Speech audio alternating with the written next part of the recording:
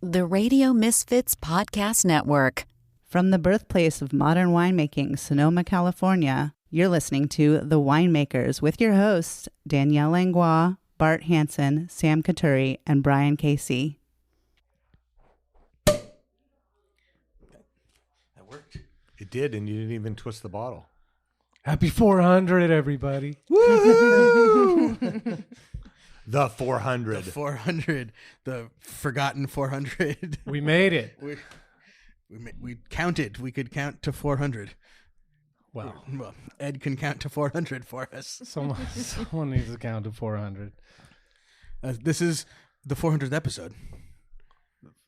Ish. And yeah, we've actually recorded more than 400 episodes, but this is the one we're celebrating. And we are celebrating, even though it just sounds like us. We have Jasmine. Cheers. Cheers. I heard there was bubbles. So. And actually, earlier today, I was listening to the 200th episode. Which we I did kinda not went acknowledge. Back. No, we did a 200th show. We did. Yeah. I mean, we did like the big one was 300, I felt like. Because John was saying, hey, this is a really big deal. We did celebrate it at some point. 300, I think. Maybe we 300. That's when we had the big yeah. party. We brought everybody That was so in. fun. For We whatever had reason, Isabel in town. we decided that episode 300 was the one to note. Yeah. How about episode 100? Did we do anything then? I couldn't go back that far because when you go on Radio Misfits, you got to go to next to keep going back, and then it only lists like 8 shows. So I got all the way back to 200, and then I was tired of pushing that fucking button. That's awesome. But I did get. If you go to like Apple, it actually puts numbers on the podcast. Right. Yeah. And I think anyway. Are we actually 400? Well, the to last Apple? one I think was 402. Perfect. Welcome to So, episode 403. 403. I think that maybe some of those were like the extra bonus episodes that There was- Ed didn't number, but Apple does. And Right. the only number that matters is Ed's number. Okay. And the way that I get it is it's in the URL. This is the Winemakers TWM 399 was whatever we just put out, which was, what was the last episode? Sorbet. Sorbet. All right. Sorbet LA. So this is, according to that, this is episode 400. But what we're actually doing is we're going to take our little intro here that we so much rehearsed and planned, clearly, and tack it on to the front of 2 of our interviews from DTC. So it'll go Elaine and then Duskie. Well, 2 keynotes. Correct. 2 keynotes. The 2 Yeah. keynotes. And Thank we you for probably keeping should us on preface by contract. saying if you came to the direct-to-consumer symposium and saw Elaine and or Duskie, it was a much more serious. Although Duskie was a lot of fun when she did her keynote. Yeah, I was like, serious. But we danced with the disco podcast. balls. Normally, when you're with Elaine, one of the most sought after wine educators on the planet, Sardonic meatball. that there is some Waka weight waka. and gravitas to her conversation. But if I'm remembering correctly, our 2 shows that we just did like a couple weeks ago with Elaine and Duskie, it was we were having fun. So it is entirely possible, and much to Barbara's chagrin, that Elaine didn't know what her keynote was going to be in the mere moments before her keynote when we were recording. I think we with her. discussed that. And Duskie was off the rails at some point. It got to the point where it was like, what is happening here?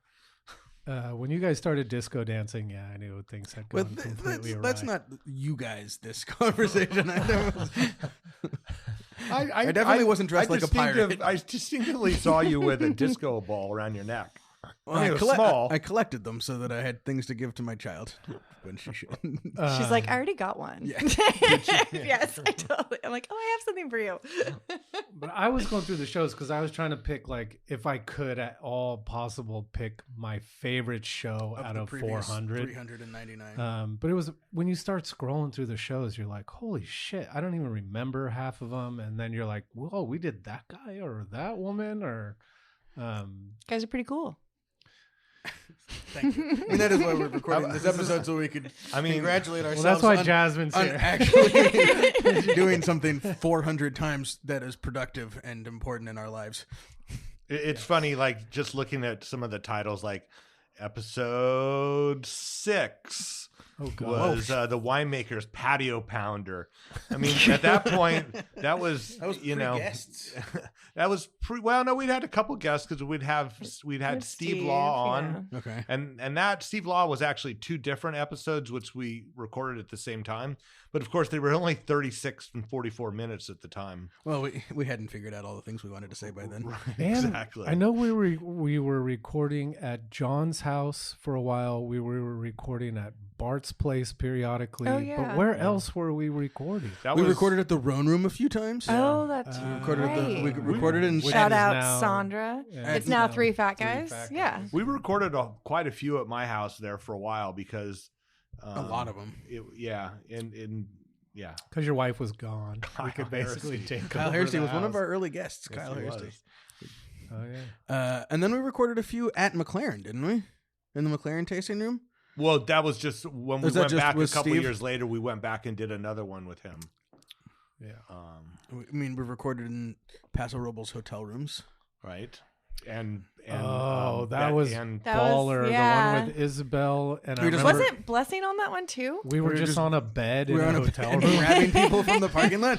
Come to our room. That's right. Just yelling at people walking through the parking lot. Well, Like Isabel Jeb. hadn't seen her family in forever, and they're all there. Right. It's so great. Yeah. Yeah. But honestly, I think my favorite show hasn't been released. At least probably because I can't remember too far back anyway. you but, can remember the most recent one we recorded 2 weeks ago. the one with Tyler with Rebel is going to be, that's something to look forward to. That was a great show.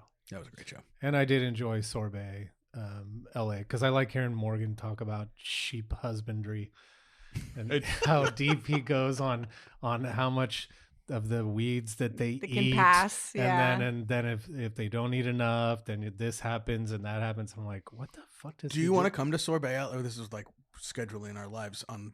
Do you want to come to the Sorbet Field Day next week? You know, I thought about that. It sounded really cool. It's just early. Oh, yeah. Well, it's not- I'm going, I'm going. but yeah. I'm not going to miss that. Well, Yeah. Sheep? You're a winemaker. You're used to waking up early. Brian and I are hospitality. We're Oh, late is morning that what it people. They're gonna have to cut their evenings short to make it on time. Favorite shows? Anyone? Favorite shows. This was something we probably should have had prepared. Right. Paul mean, it was- Greco, Paul Greco was great. pretty baller.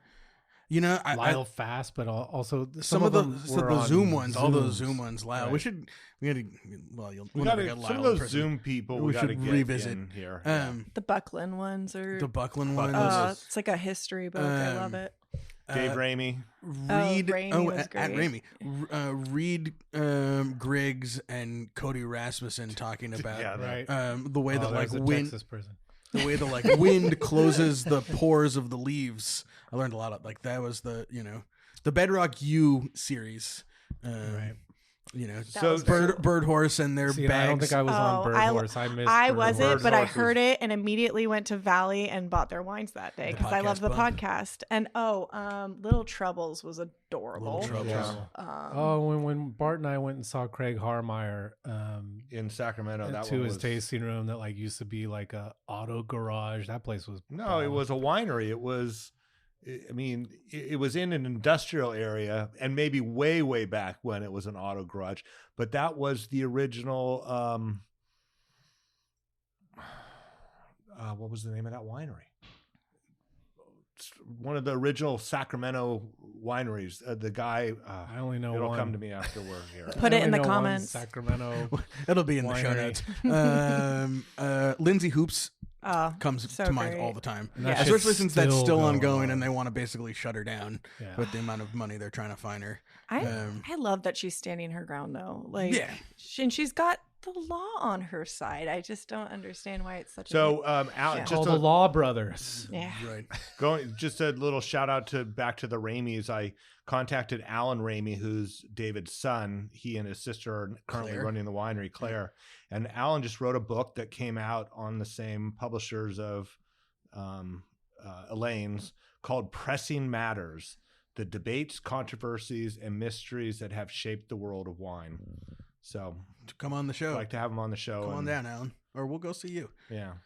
What's the guy who ran the wine program at the place in Napa? Remember, he used to send out a newsletter, and we did the podcast at his house. Mark Pope. Yeah. Mark Pope The from bounty the Bounty hunter. Hunter. The bounty hunter. Yep. That was a When good he one. when we showed up there, and he said, "Go down in my cellar and pick out whatever you want," And then served his us wife cheesecake. made cheesecake. So Yeah. of course we went for some white Burgundy. Isn't that the $100 Chardonnay that you fell in love with?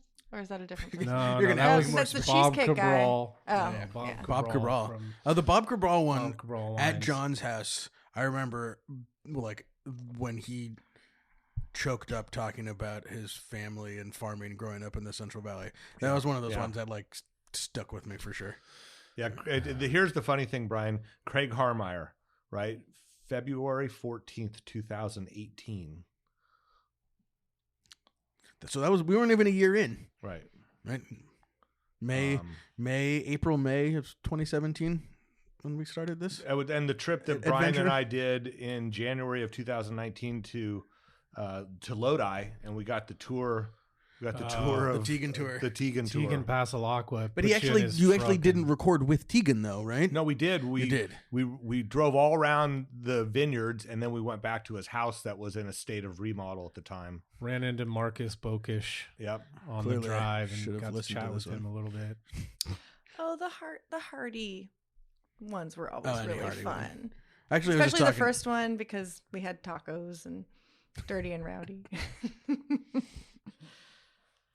I was talking to Hardy, getting him back on here soon. His energy is fantastic. Jean Arnold. Gene Arnold, That was an awesome one. I'd love to catch up with her again. the Bettina Chichelle story. Yep. You know, that whole CIA Blue and, Nun. you know, Nazis. I mean, the whole thing had it all. The Blue Nun. Yeah, exactly. Anytime you throw Nazis in there, Bring in it's Nazis, the CIA, and sweet Riesling in the same show. it's a winner. Yeah, totally. So yeah, the first time we had Elaine on was May of 2019. Damn. Feels like we had done a lot by then, but we really hadn't. Apparently. Yeah, that was the famous soap issue or soap episode. Oh, the Prema show was really good. I liked that one. Shout out to Allie Smith Story, Allie and Eric from Smith Story. Their dog just passed away, and I know, and The Sox dog. just passed away, and so shout out to them. And I really, you know what, I really like that show with Coteau Pavot. Yeah. Brian. That was, I love when people come in and drop knowledge where you're like, what? I didn't know that. Okay, so here's one that we should revisit because I know she's still in business. Melanie Harding from Paso Robles. Oh. Remember Melanie? We went down there, Brian? Bone Niche Cellars. Bone Niche Cellars, She, I follow her on Instagram, so we kind of stay in touch a little bit. She, Dad, military. Navy, she was in the Navy, right? She was a retired Navy. Yeah. She was making the port, right? I don't think I don't know. so. She No. gave We that recorded- was at the Roan Room. Was it the Roan Room? Still the Roan Room then, or was it Three Fat Guys by then? No, it was. no, You know, it was Memorial Day. No, you know what it was is that we were there and they showed up, but you and I went down and saw her and recorded in Paso. Remember, we had a show that there was a group of them, and they were up just tasting, and that's how we met her. Was Yeah. at the Roan Room because we Right, were right. recording at the Roan Room. Yeah. I think with Sandra. Scott Kilpatrick. Shout out to Scott. The Petit Syrah experiment. Yeah. Which I ended up putting on the list at the Fairmont. Great fucking wines. Mountain Tide. Yeah. Mountain Mhm. Tides. R.I.P. Yeah. I still have a bottle. I saw it last Do night. you really? Yeah. You know what? I have a bottle too. The bottle I have is in clear glass. I don't remember which treatment it was. I but think mine probably might should've be drank it. too. I think mine might be a rough vintage, but I think it's a 17. But yeah, I was exploring. 17s would be fine because he definitely picked those way Yeah. before Yeah, there was any, totally. any Yeah. smoke in the air. Yeah. Well, maybe So- I'll explore that tonight. I was going through. No, wines you got to bring that yesterday. in now. You All right. to share it with the whole class. So here's one to remember. The tagline was "The Winemaker's John Meyer Returns." January 31st, 2020. So, God bless our good friend John who got us started on this thing. I was going to try and we should do more John tribute. Keep going. Yeah. But that was one time when he was ill. Right. And he took some time off and allowed us to record by ourselves. Dude, that was pre-pandemic. Brave of him to turn that board loose on us in those days. I mean, it's still brave. I feel like, John, come back, guide this board. I'm coming for you. The one episode that gives me a headache just thinking about it is when you guys tried all the the novelty wines. Yeah, I'm still hungover from that. Yeah, that was brutal. Like one of the worst hangovers I've ever had for having not actually consumed anything. Yeah, that was. We should probably do that again. Too much sugar. Too much sulfur, too much mega purple, too much Velcrin, too much. What are all the things we were in those wines that we've never used before, Bart? Another thing to pay respect to someone that we lost during the time was in January of 2020, Ruben Morency. Oh yeah. And Ruben passed away a few years ago. Big emotion. Yep, and worked at Koi in San Francisco. That's right. Or Qua, as I'm corrected from this. From the show notes. Are there any other guests? Didn't the guy from Paradigm? No. No. Oh no, the brother. The brother. The brother. But he didn't come on. He's involved. But he didn't come on the show. He came during our tasting. Oh, that's right. No, he did come on the show, but he didn't. He was like sitting in the living room the whole time with Marianne, wasn't he? So they're twins or brother? Are they brothers? They or were they're brothers. twins? They were like almost identical though, like to the point where we were in a wine tasting and they swapped. I'm like, how did you change so quickly? Changed clothes and personality. I forget the brother's name. Ren's brother though. Yeah. Greg maybe. No, it was Greg, the general manager. Any other guests that we've lost? Philippe, of course. Oh, right. But Philippe. we celebrate Philippe. Never enough. But frequently. Philippe, yeah. I just saw that you just went over the Valley wines before they opened. That was so fun. Oh yeah, and it was him and like Danny Faye. And Lauren and Corbin. Tanner. That was the week before was Corbin, Danny, and Kate. That was all like Katie. Just pre-pandemic. I was in charge of your kid that day. And she was a baby. She was a baby. Yeah, she wasn't walking yet. Yeah, because I just remember Roman was a young puppy and Althea was all over the place. So here parenting was by 16600. Exactly. I mean, she had a room full of people. Yeah. The winemaker's state of Sonoma. The shelter-in-place order has been given by Governor Newsom. Winemakers are working from home this week. We decided to practice social distancing and try out the Zoom app. And that was it was recorded on March 20th, 2020. That checks out. Oof. Weird time. And of course, it was cool having this as my office, though. This entire place, the tasting room was my office. Indeed. Yeah. Although hiring my husband might have not been he did a great job. We don't work well together. We all made it through however we could. Okay, so here's a couple that we did on Zoom that we should try to get them to come in and do them live. From do it live. April 2020, Esther Mobley from the Chronicle. You can't say April 20. You say 420. April. Well, no, 2020. The year 2020.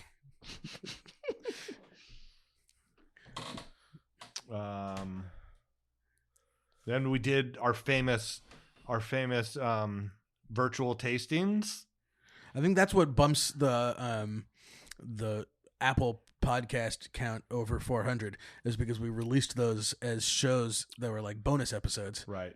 That weren't necessarily in the count, according to Ed, apparently. Right. The Podfather said. I mean, and then remember this one, the winemaker's blind date. So that's right. We all had to bring somebody online. Yeah. I brought Hannah. from Blue Farm. I think that may have been the reason we had the entire concept in the first place, Brian. Yeah. If I recall. I was like, yeah, we're getting Hana on here somehow. Bart brought his mom. Who'd you bring? That's right. You brought Lyle. No. No. I did bring Donald from Donald. Donald, who was at the time he was at Zacky's yeah. in DC. Then he went to Benchmark. Now he's at Berry Brothers and Rudd. Right. Who I'm getting emails. Yeah, from. he asked me to for emails to help seed his new job. So yeah, thanks. You're welcome. I get a lot of them. I'm getting a lot of them too. Yeah. I'm like, I can't afford Petrus. We'll never be able to afford it. But it's nice to know. And then we met MJ during the pandemic, right? During the pandemic. And then started kind of Rob McMillan from Silicon Valley Bank. Those are some dry friggin' podcasts. Yeah. But here's one. So remember Guy Eschel from Dalton Winery? From Israel. Dalton. Israel? Yeah, we did a couple like overseas ones during. The Chilean one was really good. Remember we had that Chilean cab? It scored super high. But he was here. Yeah. Right? Oh, yeah. Don Melchor. Oh, yeah. Don Melchor. I don't think it was the 100-point cab, which we helped with, of course. Oh, right. That became like one of the top wines of the world. It was the number one wine in the world. Thank God they came on the show. They would have never made it. So here you go. Here's the shout out to MJ. That was August of 2020. We had our first show with MJ. And I remember sitting on my bedroom, with like a TV tray with the computer on it upstairs away from the kids that were in like streaming, or they were like going to school or something. Yeah, or whatever. You just had to have a little place to hide. Steal some internet bandwidth. Totally. It's better in person, this whole thing. No doubt. Thank goodness. Gwen Stefani. All right, well, should we try and wrap this up? Yeah, because we could just keep rambling. We could. Which I mean, do very 400 freaking episodes that we loved every single one of. Ramble on, and you know. And how about to all the people that we've been able to meet that aren't in the wine business? They're just the people we need, who are the consumers. Yeah. Right. And we're not even going to try to shout out those people because some will get their feelings hurt. And we'll mispronounce names and shit like that. But it's cool that my Instagram feed is full of people that we had on the show that I don't know that even I would have known about them unless they came on the show. And now I get to follow them and then also run into some of them at Oliver's. Matt McDermott. Shout out. He called me today. He wants some Rossi fruit. Getting some love from Sierra Wine Guy. Yeah, that's right. So are we having him on? We're gonna get. We got to get him. Did you read that post that Sierra Wine Guy posted that I sent to you? No, probably not. You didn't? Maybe. I did. I don't remember. It's just his description of like wine podcasters, and you go through. You know, it's very sarcastic. Is it on the nose? There's some that you might a little too close to home. Might be a little too close to home. Like, is it my ego or is he talking about me? Yes, yes, both. Hopefully that'll be a Halloween costume this year. Will be a wine podcaster. Yeah. Perfect. Stained teeth, stained shirt, colorful microphone. Yeah. Cool. Well, thank you everyone. Yeah, for thanks. listening. That's probably who all the great shows. None of it matters unless people other than Bart's mom are downloading and listening in the numbers that we keep getting, and it's amazing, and we're grateful. Great to meet all the people that come in here in the tasting room. Just happened the other day. Yeah. Guy, knew you, but then when he heard my voice when I was talking, he's like, "Hey, wait a minute, are you on the podcast?" I said, "Yeah." Cool. It happened to me down at DTC. Guy sitting next to me, and he was like, "Hey Bart, how's it going?" And I'm like, "Good. How are you?" And he goes, "I knew your voice when I heard it." And right. It's still strange. And then hide your face. That's always my go-to. There, like, it's better if you don't see this.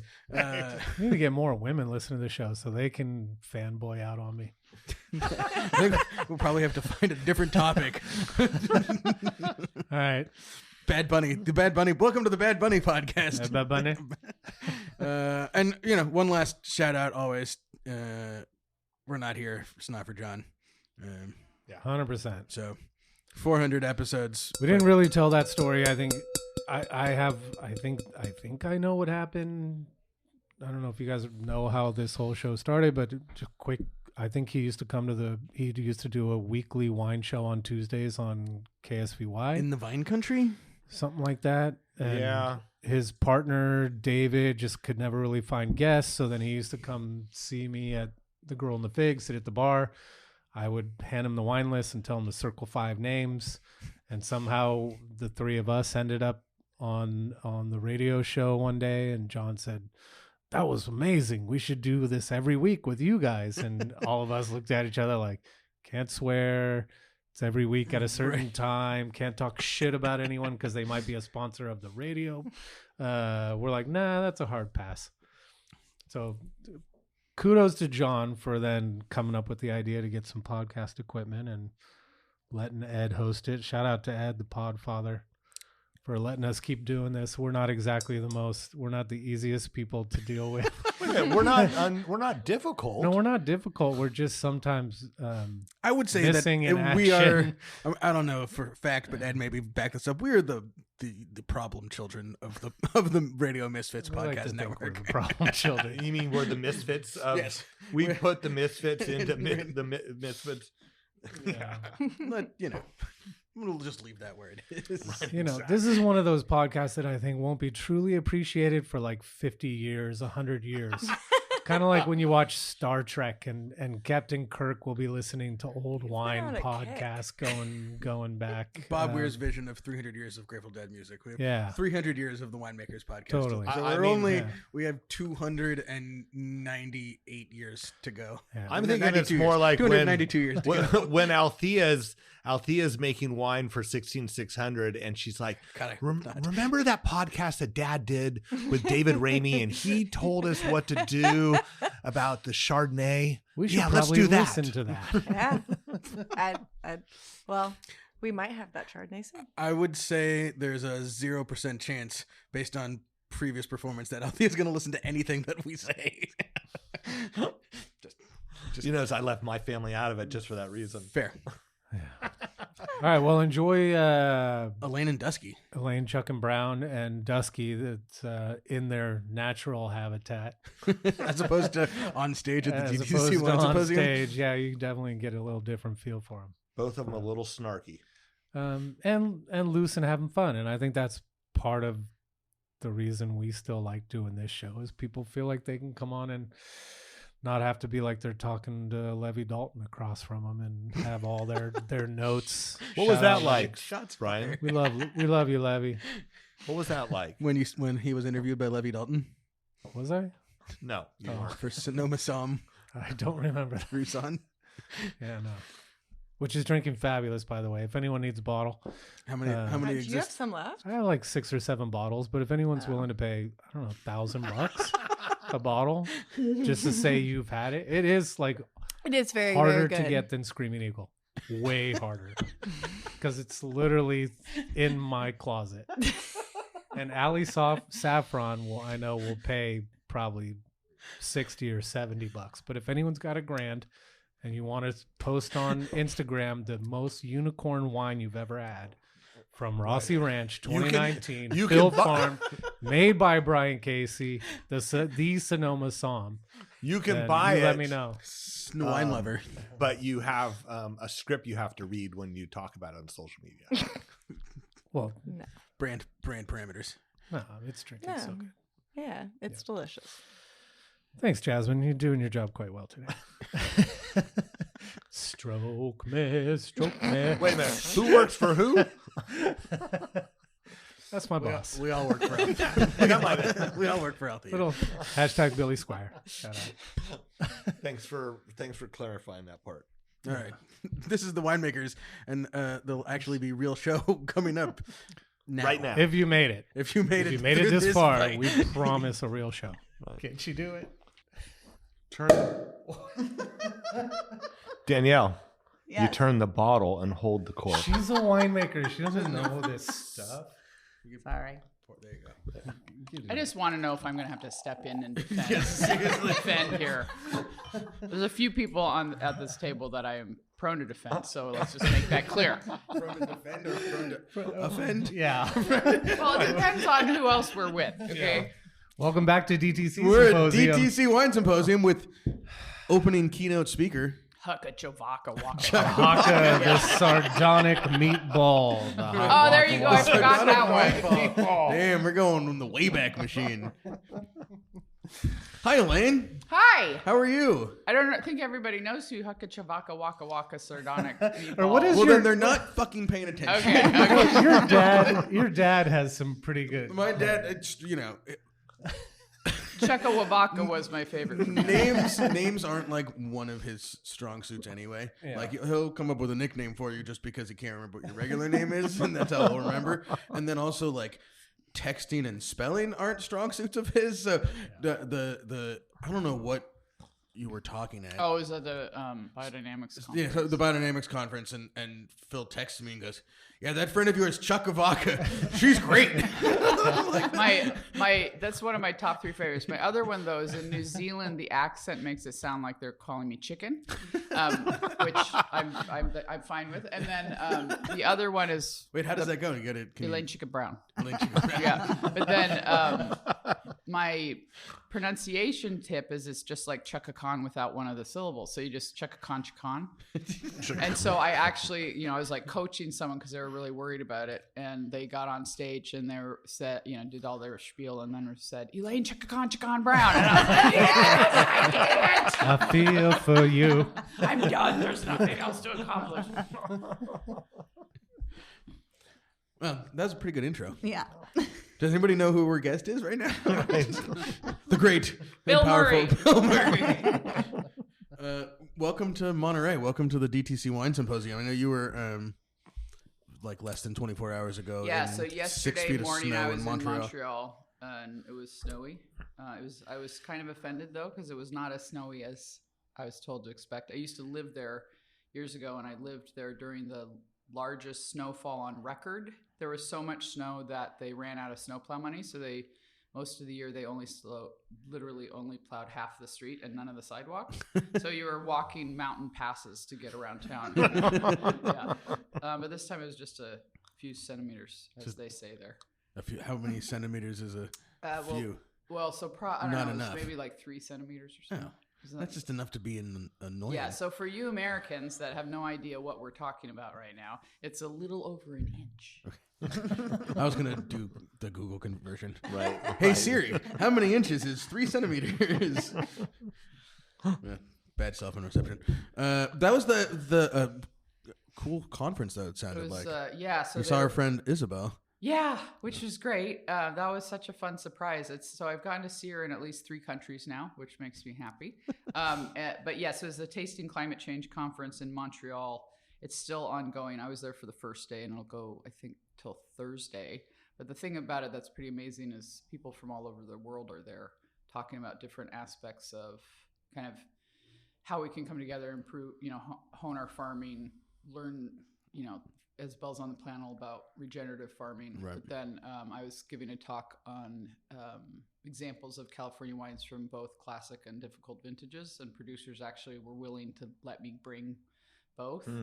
That was really interesting because we could talk about, okay, there's an extreme heat year, it does this to the vines, but now let's taste the wine, that kind of thing. What were the specific vintages that you were highlighting? Well, so I went to 3 producers. I decided, you need to have a narrow enough look to make sense of something. So I decided, okay, I'll just do Napa Valley. I wanted to look at producers that have evolved their approach to the farming, but also the winemaking, so we could think of a holistic response to climate change. So pretty amazing that they let me do this and agreed. But we started with a 2008 Dominus, which, there was some drought. The fires were up north. It was kind of the first time California had to deal with the question of fires, but they didn't face that until about 4 years later when it started to show up in the wines. Dominus, of course, didn't have that issue, but it was just an interesting point of conversation. So we started with 2008 Dominus and then 2018 Napa Nook. So same vineyard, younger vines 10 years later. Then we went to Gurgitch, Cabernet Sauvignon. A big part of that is the second oldest Cabernet in Napa Valley, so it's interesting. And so there we looked at 2016, which is pretty classic, and then 2020, big fire year, 22, big crazy heat extremes. So that was all kind of Cabernet blends to start with. And then we finished with Frog's Leap Zinfandel from 1997, 2015, 2020. So the 2015, extremely low yields plus heat right at harvest. 2020, again, the big fire year and drought as well.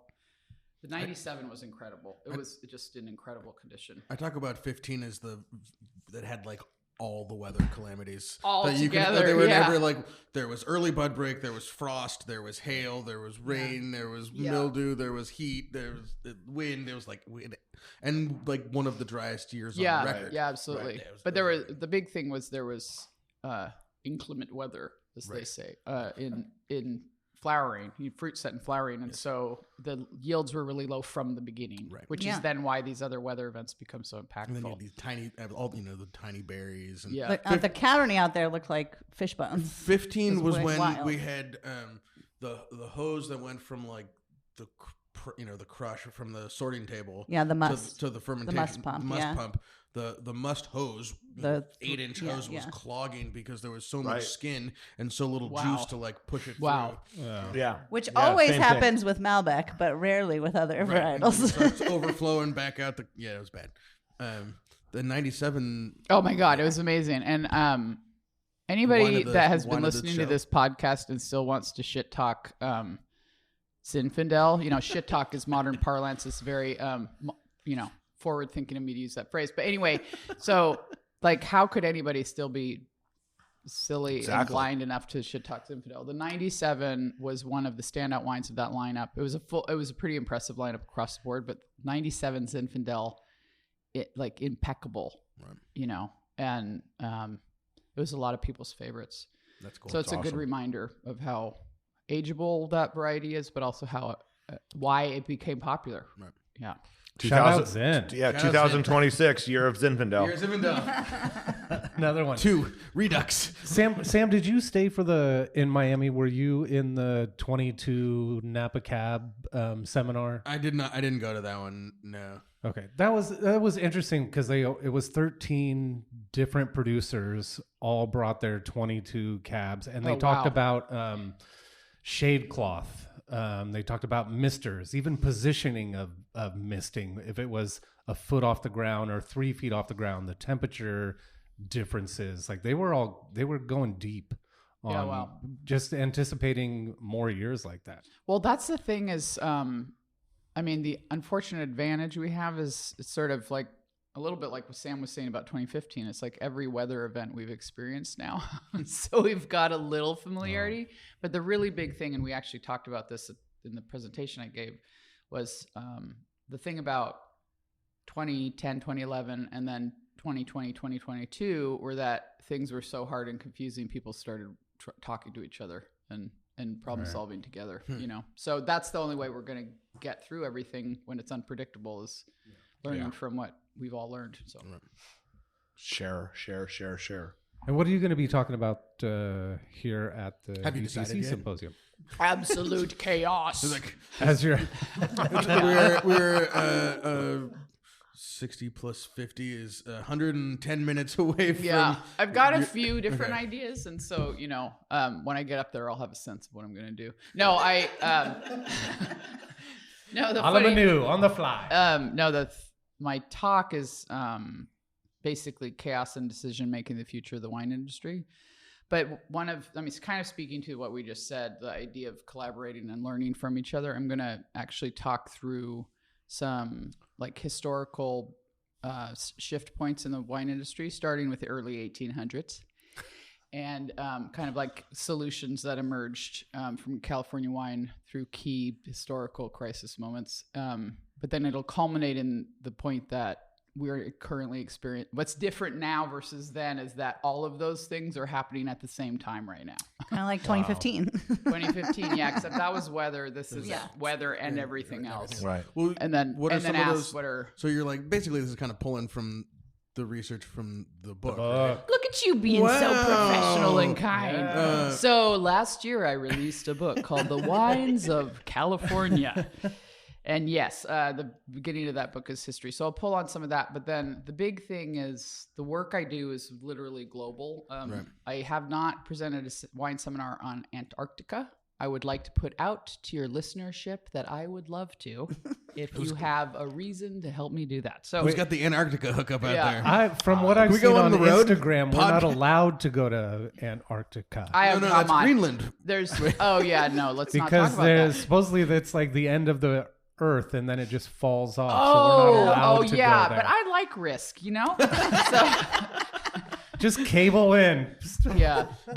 Well, anyway, so I'll also later in the talk start looking at some examples from other parts of the world. Okay, cool. How people start with, look, we've solved these things before. It's worse now, but it's not. And then what do we do about that? And then start looking at solutions for aspects of it that people have had from elsewhere. What are some of these examples for the podcast listeners who aren't going to be one of the 700 people in the room in an hour? Okay, I just would like to say that I agreed to do this when I was thinking it was like 100 people. And so, yeah, thanks for that. My bad. So one of the simple examples I'll give is there's a producer in Central Otago who, it's like 3 tiers of wine club. So 4-pack, 6-pack, 10, 12-pack. But in each tier, you get one of the bottles is someone else's wine. That's cool. And it's a different producer every time. And like in the 10-pack, you might get 2. But the point is, it's like wines he loves that, are worth trying. And the whole point is he's supporting other people and he's expanding interest. And it's a point of fun. Right. Now there's an experience opening the box. You get this surprise. Then you have the experience of opening that wine. And then you get to call up the guy that sold it to you and be like, oh my God, I love that. He's like, sweet. You guys connect. Holy crap. Now you want to get the next box, right? So it's like, that's a simple example. I mean, I absolutely love that idea. I wonder what Steve Gross would say about it. How we get Steve Gross here and figure out how to do that legally in America. Well, so that's the thing, right? State. A lot of these examples are actually based in policy from specific areas. Right. And, but guess what? A bunch of people in the room actually work on policy. So cool. You just have to have the idea. So like another example, I'm actually not going to talk about this one, except in Seoul. I was in Seoul 2 months ago, as in Korea. And we know you have a lot of Seoul. Oh my gosh, look at you. You're so sweet. So, so I went and toured wine shops, retail shops in Seoul, Korea. And one of the places I went, I'm going to actually talk about a brilliant kind of how they organize the floor plan, basically. But an example that's like what we're saying with this about policy is there are several brands there you can buy the wine in what looks like a stemless wine glass with a cap on it. Yep. And so that, we'd have to change package size policy here in the United States to do it. But just imagine that you're walking around, you're in a hurry, you want to get something that you can take with you. And it already looks like a damn glass of wine. Right. Is it plastic or is it glass? There's different tiers. So to, okay. but you can, so some of them they were all clear though. So it really looks like a proper wine glass, but it has a lid on it. And I just think as a make it easy concept, that's so brilliant. In the States though, of course, we regulate package size for alcohol and wine especially. And so that's the part that would have to change. But just as sometimes the examples we can't do are what give us the idea for what we can. Yeah. Because I always thought of the little like Capri Sun pouch would be kind of a fun way to have single serving wine too. Yeah. Like, bag in a pocket instead of bag in a box. Yeah. Right. We make soccer games so much more exciting. Youth soccer would fucking crush. Capri Fun. Capri Fun. Yeah. Yeah. Little Mylar bag of the Capri Tetra Fun. boxes, right? But yeah. But they're little juice boxes. Yeah. What kind of wines did they have in Seoul, Korea? Oh my God, everything. It was actually so one of it's a big import market. It's huge, and they're into wine, and it's their big thing is they're curious about wine, which is what you need for a market to grow. Mm-hmm. They're also, they're an important financial center in the world, which means people are coming from all over, which also means people have money to buy, and interestingly, there is a real growth in natural wine, but also in like smaller producers. So you do have, the big boys, so to speak, but actually a lot of growing consumer interest is in smaller brands doing kind of slightly unusual things. And so even like the hotel I stayed in my last visit, their first floor was a natural wine bar. Like you walk in, and they called it that, a natural wine bar. But they called it a wine bar. Okay. So this is part of the brilliance too, right? Maybe you don't always have to categorize what you're doing. You just call it a wine bar, and then you only serve like-minded wines. Yeah. So yeah, to get into this hotel and register and get your room, you have to go through the natural wine bar up to the second floor. So it's like wine first, you know? Yeah. It's brilliant. Well, What were the like names that they were pouring in this natural wine bar in the hotel? That was things that our guests and listeners, labels. Yeah. would So recognize? it was a lot of stuff from other parts of the world, of course, but there were several California producers, and I am forgetting the name of every single one of them. Great. Yeah. But yeah, there was California there. Yeah. Cool. I apologize for that. But And also wines from Korea? no, so I haven't been able to, makgeolli is the kind of rice wine, so to speak, tradition there. That actually was really fun to find people that would help me taste How do you say those. it? Makgeolli. Broccoli. There's a G in it, which you can't tell from how it's pronounced. But but yeah, so I didn't see local Korean wine. In February and March, I'll be back in Korea and then in Japan. And there is actually wine from vinifera being made in Japan. I'll get to spend some time on that. We're gonna have the Sea Priest Imports guys on in February. Kaz and Jake, who people know from Valley, and they're importing Japanese wine. Yeah. So I was able to actually, again, let's set aside the legality question and just talk about an experience. Perfect.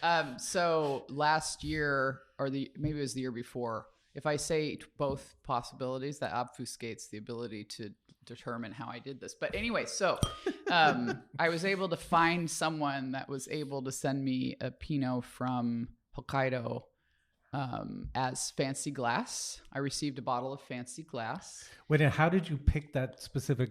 Did you request that specific wine, or that just? I was trying to find a specific wine. It's a Pinot Noir that comes from near Hokkaido, so really far north in Japan, and so really far north in the world, right? Very cold climate, and this particular wine's gotten a lot of attention. So I just was like, what the heck is that like? Who in the heck even knows? So I hunted down somebody that could help me get a very special bottle of fancy glass from Japan, and then had a little dinner where we just tried it. But I'll actually get to go and see things in person there. And there's only very few that come from Japan to the United States. Yeah. The first time I had a Japanese wine and found out about it, weirdly enough, I was in Bonn for an event there, and there was a Japanese cultural immersion experience day at a church.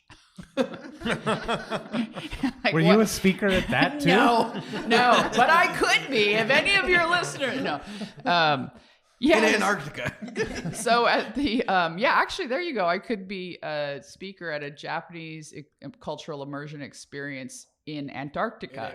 Yeah, there we'll work that out. So anyway, by the way, I'm not Japanese, so it might not be appropriate that any of that came up.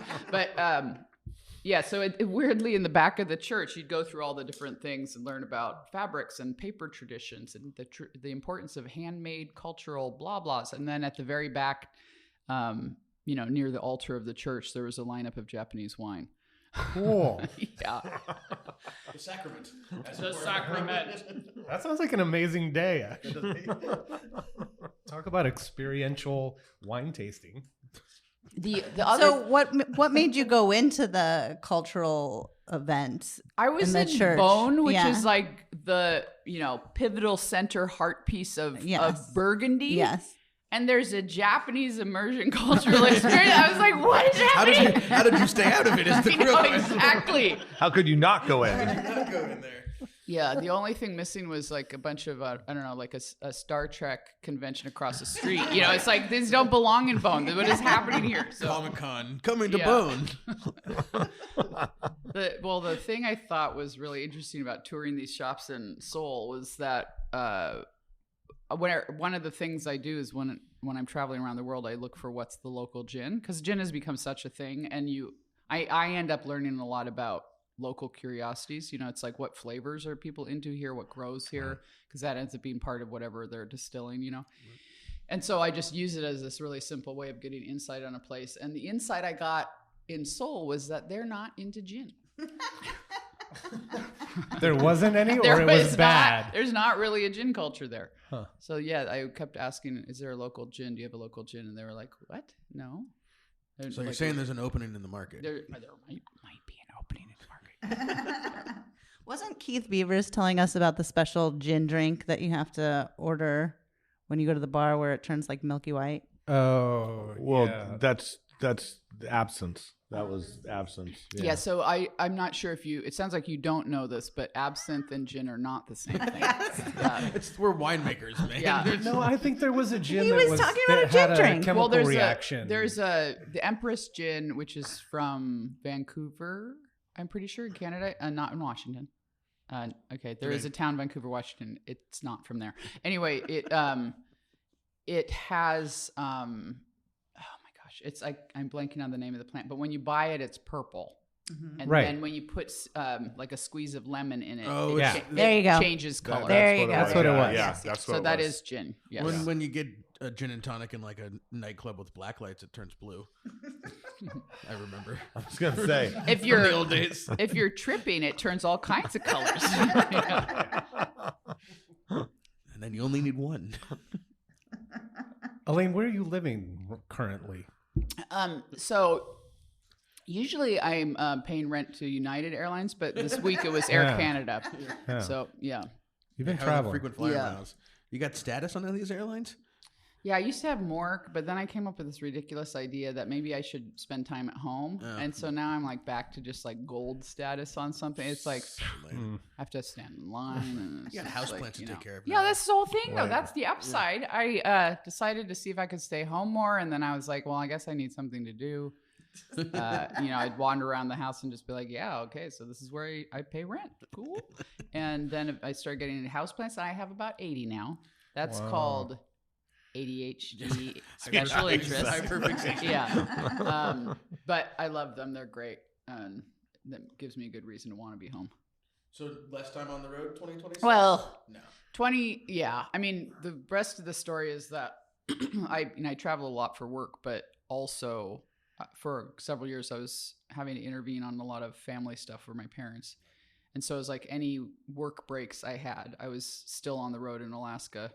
And so when I kind of tidied up some of the last big stuff for them, I was like, okay, I'm not going back for a year. I love you people, but I need a break.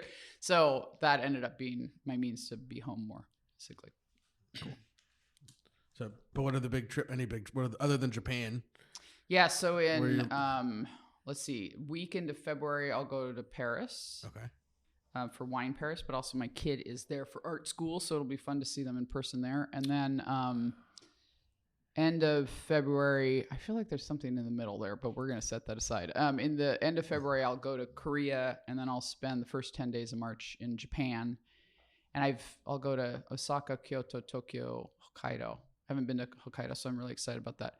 And then I think I probably have other things, but that's what I remember. So, How is wine doing in Japan?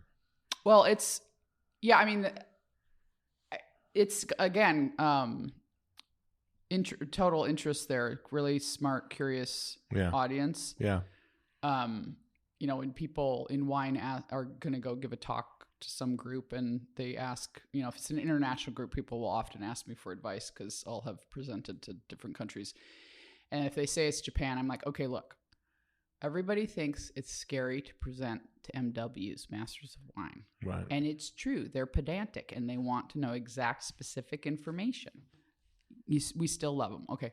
But in Japan, they want to know even more. So, it somehow doesn't come off as pedantic, but yeah, so it's like very curious, really want to understand the information. One of the things that's interesting about Japan though, is that the media, what's published there is in Japanese. So, How does that work? I know that sounds like stupidly obvious, but now step back and think about why this would matter. Well, if global wine is used to convincing people in English, through the English language and articles and things like that. Like a lot of countries of the world are immersed in wine news coming out of the UK or the United States, but Japan's is reading only Japanese news, meaning printed in Japanese. And so trends like rosé all day year round isn't a thing there because that came out of English language press. And so in Japan, rosé is for the spring. It honors the cherry blossoms. It's pretty like that color, and it's highly seasonal. But it's very culturally specific. And so that's actually one of the things I really like about traveling is trying to find these little locally unique things. Yeah. That's interesting. Yeah, rosé all day doesn't probably rhyme in Japanese. No. Right? You know, think about that. It might. But I like that, the seasonality. I think that's some people here kind of do that too. We drink seasonally a little bit. Yeah, for sure. Yeah. It kind of makes it special. Yeah. Rosé all day, every day was obviously from someone who purchased too much rosé and bottled too much rosé. Yeah, exactly. Challenges create innovation. Yes, they do. Yeah. Even if you you get yourself into the challenge. Yeah. Elaine, how has the book gone? Have you gotten, obviously you've gotten good feedback. It seems to be doing well. Is it expectations for you? Are you happy? So I mentioned ADHD. Let's go ahead and spend the rest of the time talking about neurodivergence. Yes. Okay. So this episode brought to you by Adderall. Yeah. Part of the thing with how I approach these projects is I'll come up with an idea. I'll think that's completely crazy. Nobody's going to get it because maybe I haven't seen it before or something like that. And then I'll be like, and then I'll realize, no, that's so cool. So I'll start doing it because I'm invested. That's the ADHD dopamine part.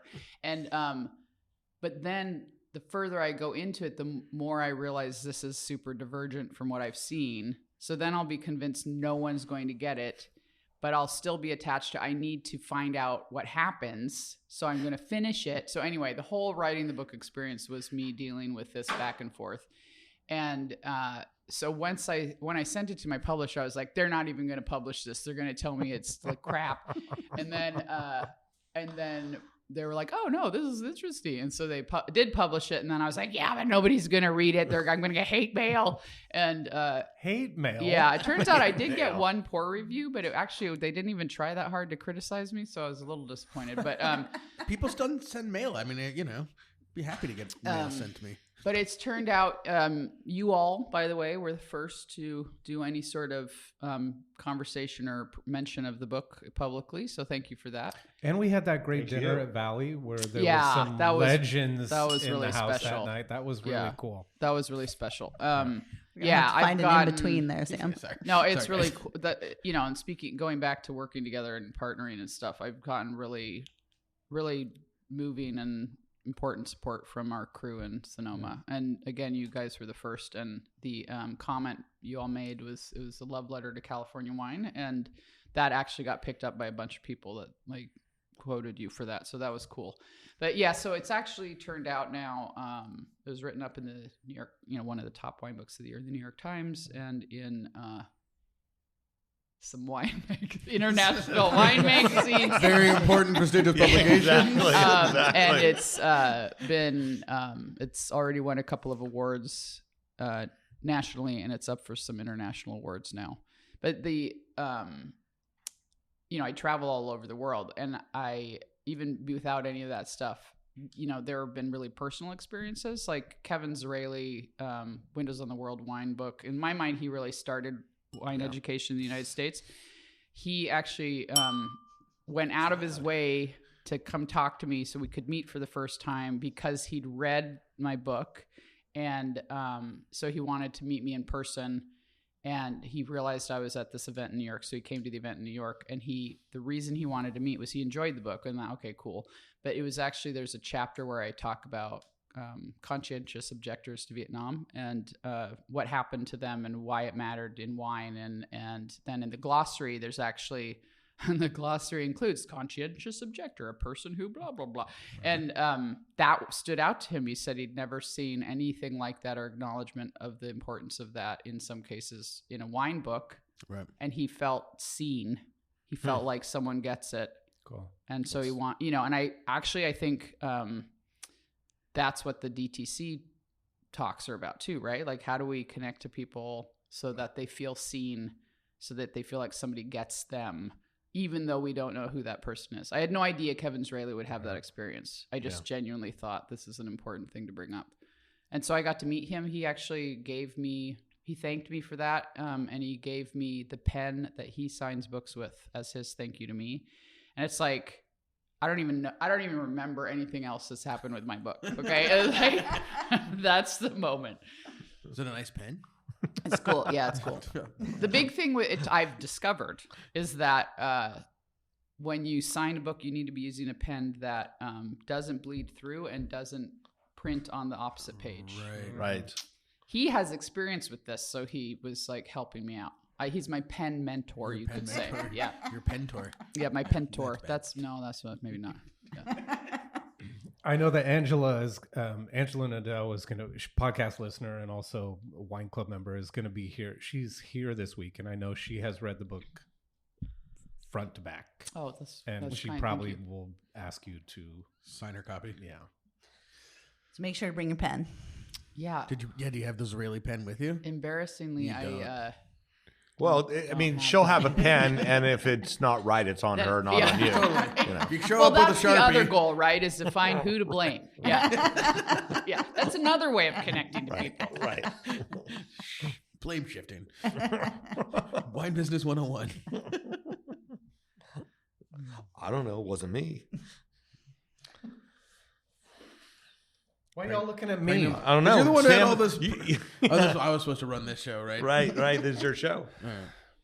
What do you got, Elaine? Well, I mean, I'm professionally obligated to say, yeah. No, honestly, I'm really excited to see the other panels and activities that are going to happen today, because I think the broader wine industry knows that we need to care about the consumer, Right. but there's a way that we forget you can specialize in caring about the consumer. And really ultimately that means caring about people. Because I think there's, historically in the last couple decades, we've been like, oh, well, I'll just study the demographics. It's like, okay, well, we can use those and that can matter, but that's ultimately just numbers. Right. And in fact, for data to mean anything, you have to know how to read it. And a lot of people think, oh, there's a bunch of these numbers, that must mean this. And that's not necessarily true, right? So you have to learn how to use demographics. But the most important point, and I'll talk about this in my talk today too, is just don't get sucked into demographics, because there's no people in them. Right.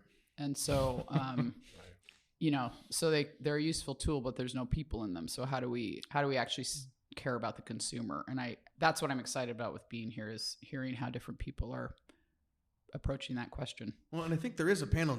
Jasmine's in charge of all the panels over there. She's not listening.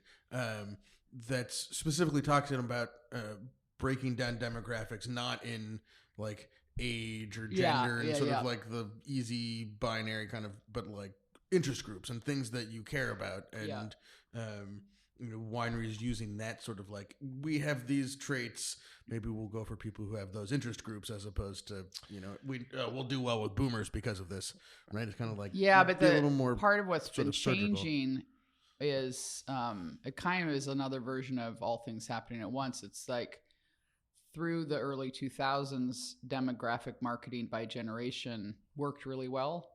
Right. But now there's such a proliferation of, I'm just working on getting fancy words here and every once in a while. There's such proliferation of places to go to get information, not just media sources and social media, but there's like people live really very much in niche groups now. And that's, and learning about what's going on in the world, they learn through their niche groups.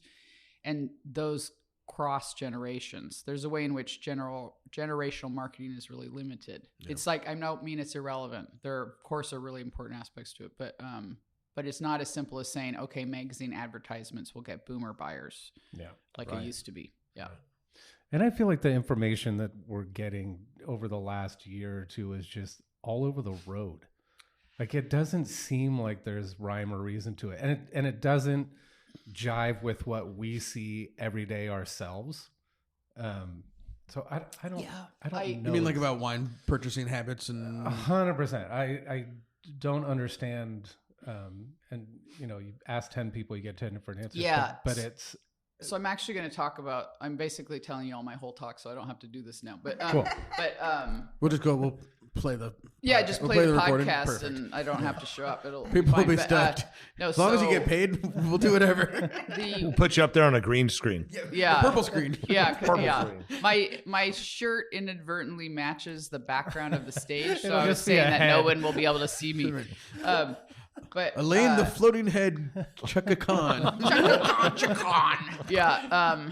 So for the first time in like, this is just to make it sound as grand as possible. For the first time in the history of wine marketing data accumulation, how it's working is very much business to business.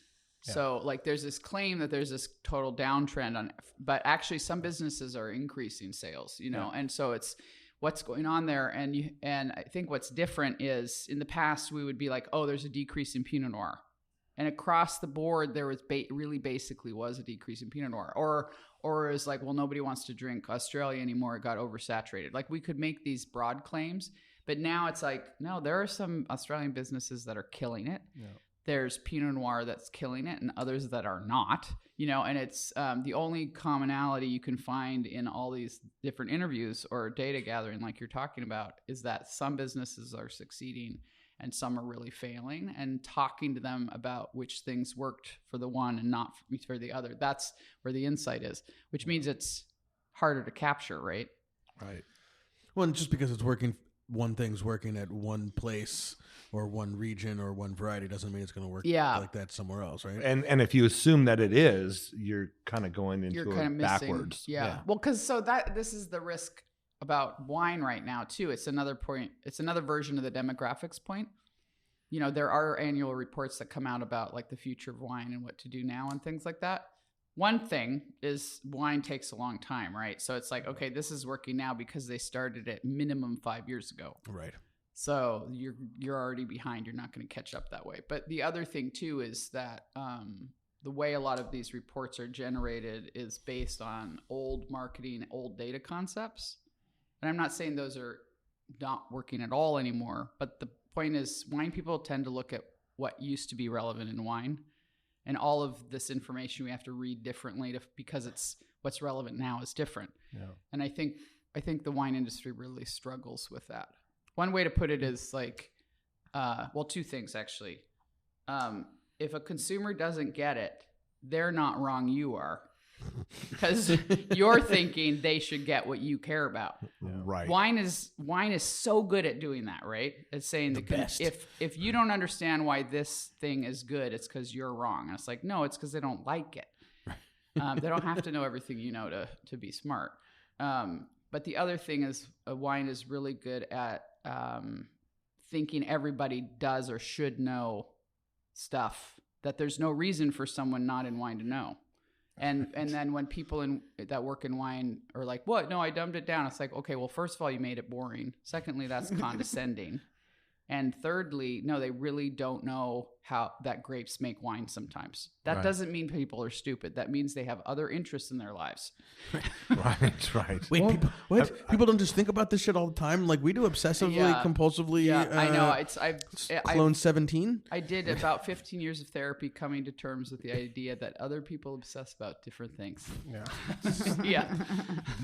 Well, in the wine I need more industry, champagne. the wine industry is one of the only industries where the producer tells the consumer what to think of the wine and what the wine is, as opposed to trying to help the consumer ask questions and or just and have wonder. A nice time, right? Yeah, just enjoy it. Too, is I think because there's this idea that's so embedded into wine that there's a right way to taste or there's a right best wine, and it's been conferred by people don't even know it. Somehow it's like the tablets of Moses. It's just come down from the mountain and we're supposed to believe it, right?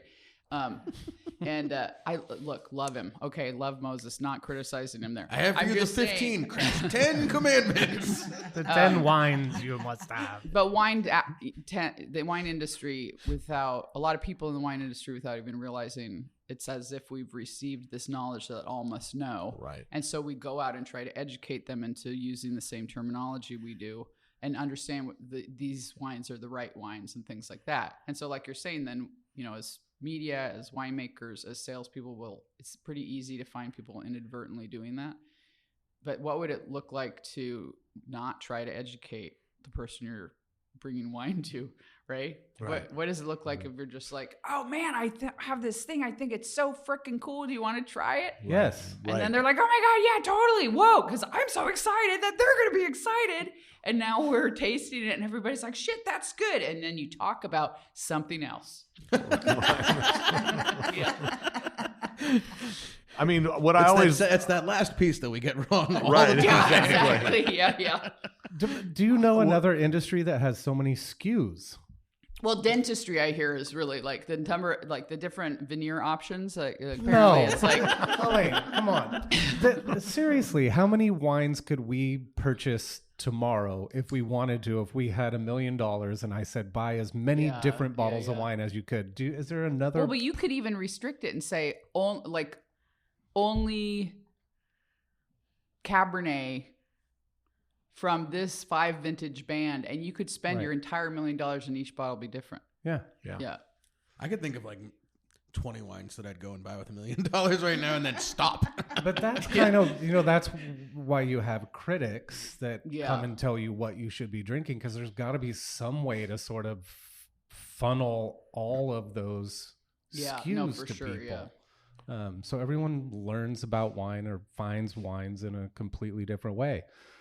I remember last year we were talking about AI. That was a big focus of this conference. And I was like, I don't think it really pertains to smaller wineries, but I think I'm starting to change my tune. We get weekly reservation requests on the website where people say they found out about us because they AI, ChatGPT or whatever these other things are.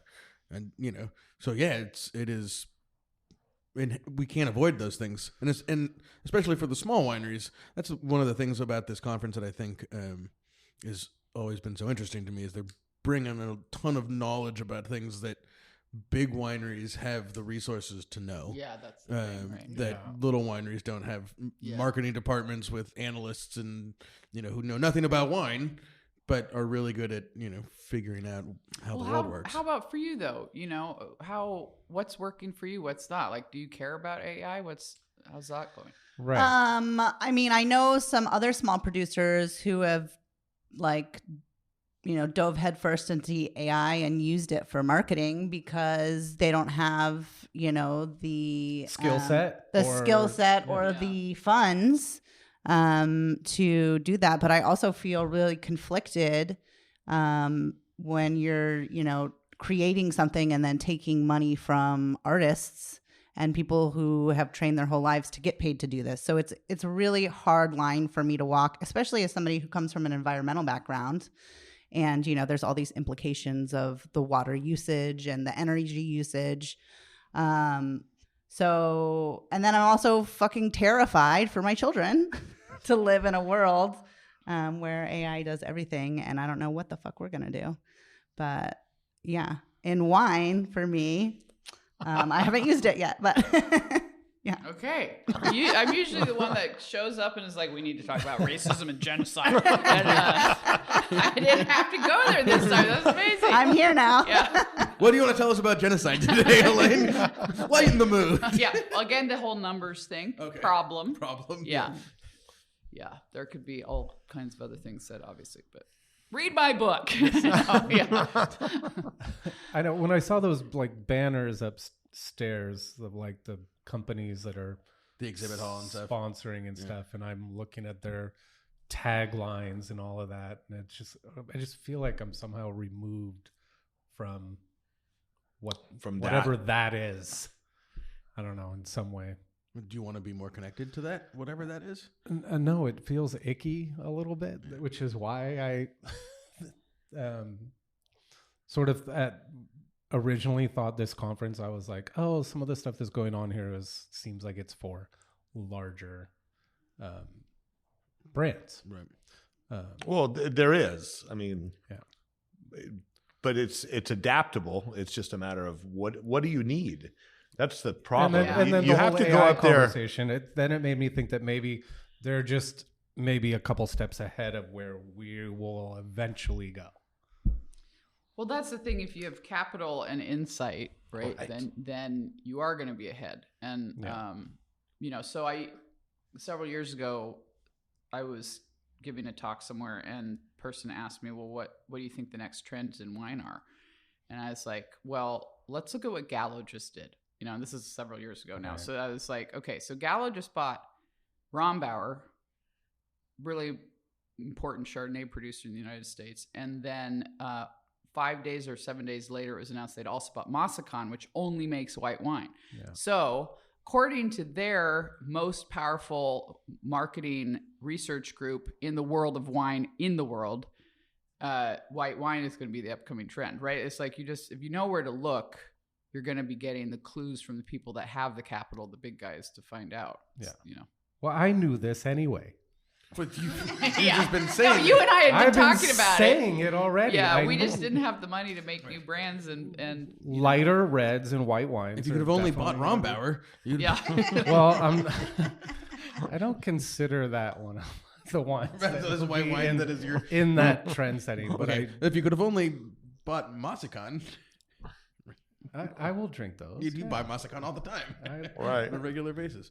I don't buy it. I just pull it out of the bathroom on the shelf. The bathroom cellar. Those of you that don't know. This is all getting a little problematic. Yeah, we sort of ran out of space at the tasting room. So we now have wines, not 16600 wines, but our personal wines in the bathroom. Research. Yeah. The research wine. Marketing. Yeah. We just don't have anywhere else to Don't put tell the accountant it's personal wine. You know what you need to do then? You need to drink more. We're trying. We brought 3 cases of that wine to the DTC and opened half of it last night at Passion Fish. Yeah. I still think that some of the best times I've had with consumers is when nothing's been said about the wine. Yeah. You start into a conversation, you pour them some wine, they take over the conversation amongst themselves, and they go, this is really good. What is it? And at that point, you've kind of got them, and then you don't have to try to oversell it. You tell them what it is and let them ask questions, and you listen, right? Yeah. So it's kind of a consumer controlled situation where they're controlling how much knowledge they want to gain, and you're just not. Sometimes people don't want any knowledge. Well, exactly. Sometimes so they won't ask about it. I mean, they'll just say, this is really good, and they'll say, "Can I see that bottle? Because I want to know more about it." Yeah. Sorry. You ain't gonna learn what you don't want to know. Well, sometimes you're forced to. That was a Bob Weir line. I had to get a Grateful Dead lyric, and we hadn't done it in like an episode and a half. You want to? Should we bring it back to you and have you say just like 3 or 4 Grateful Dead lines in a row just to feel better? All the years combine and melt into a dream. That's one of my favorite ones. Yeah. I got some others. Okay. It's better when they come out naturally. Like I know. I can find basically in any conversation. I just wanted to make sure we care. Thank you. We care about you. I know, actually. Good. Yeah. Good. There we go. It's been a rough week for Sam. Yeah. It was. Yeah. I cried more last week than I expected to cry. Maybe let's just put it that way. Yeah. It was a thing. And then he turned into a hawk, which made sense. Right, at the Civic Center? At the Civic Center. Yeah. What do you think's going to happen, Sam? Do you think that they're going to bring in someone else and try and keep this thing going? This is where it turns into a Grateful Dead podcast. Right. Yeah, I was going to say, some people a couple don't know episodes who they also. are. They. I mean, what's your name? Their name they do. Dead and Company. The company band, John Mayer and the company band, which is a possibility. There was a really interesting thing, a little inside baseball. The first stretch of the first run at the Sphere, all the members of the band were instructed to wear like black shirts and dark clothing so that they could record them all and presumably use that footage in like because it's because it was clean and you could do 2 shows back to back and you wouldn't be able to necessarily tell that it was separate events, that they could create some sort of like hologram or presentation at the Sphere with old footage of say Bob Weir mixed in with maybe Jerry, but Jerry wore a lot of black shirts, so that could work. And sort of mix it in with maybe a rotating cast of other musicians that step in and have a draw for Billy Strings. Sturgill does a week, Trey does a week.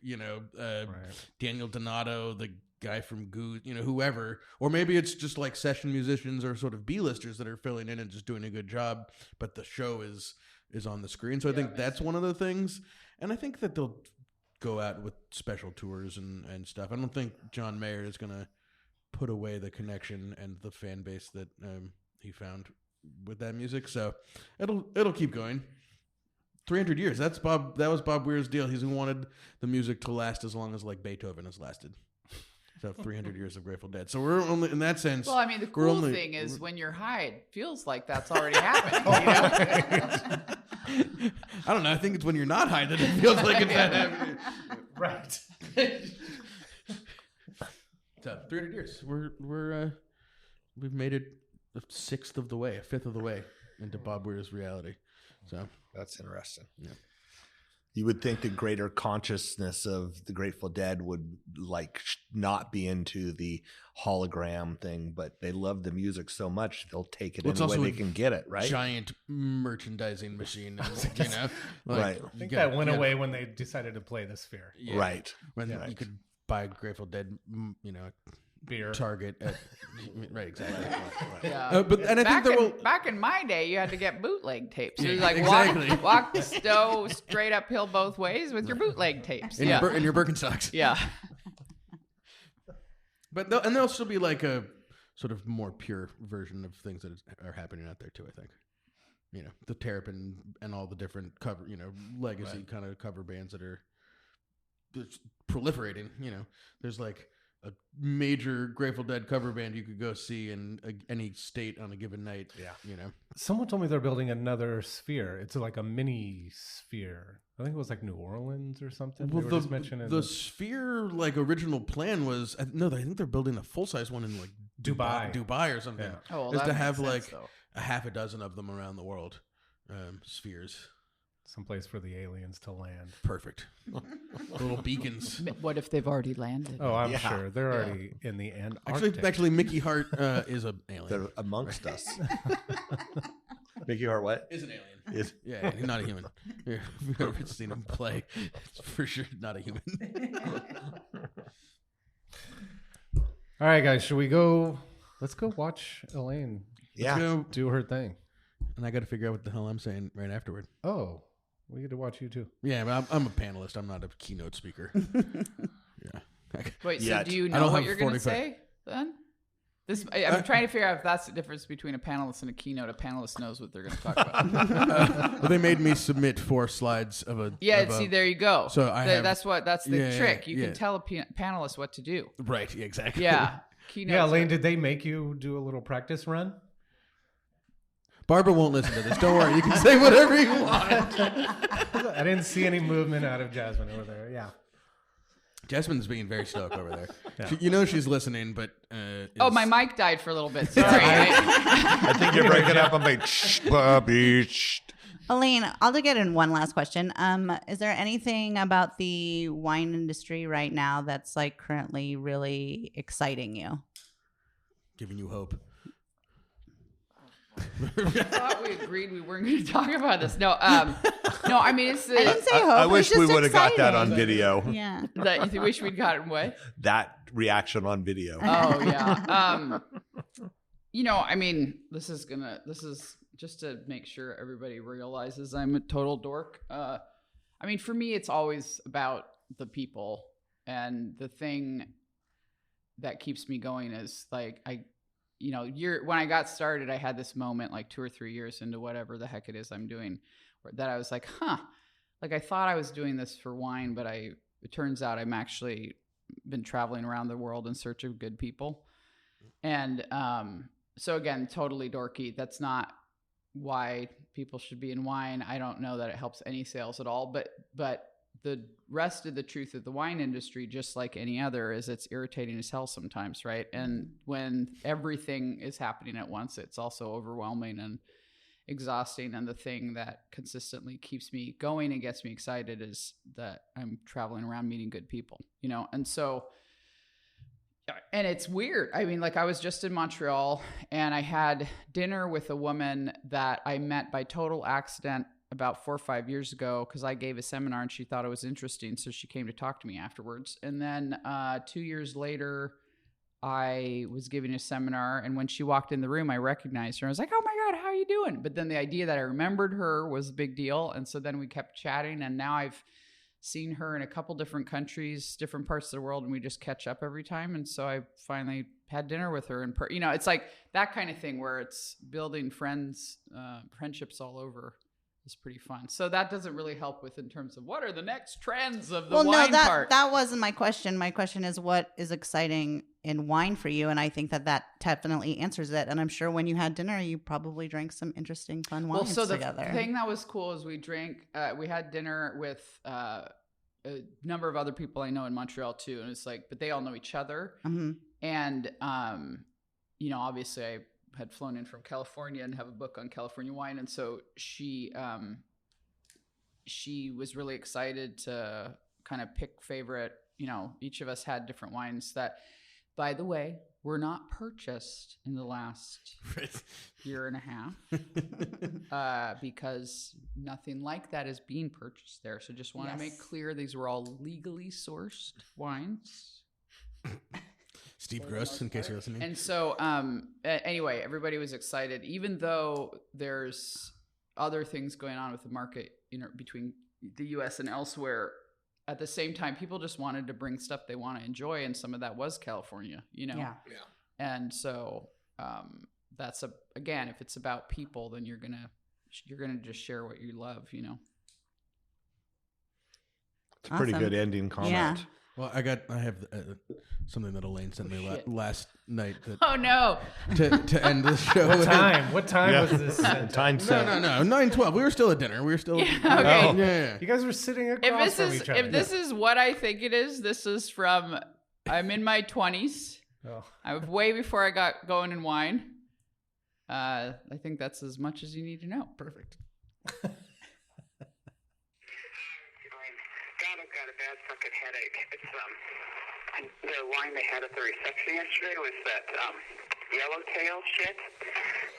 Fuck that shit. It's so cheap and it always makes me sick, and I drank it anyway. I only had 3 glasses though, and I feel like fucking hell today. It's ridiculous, but it's because it's such cheap junk. Anyway, hope you're fine, and I will talk to you soon. Okay, bye.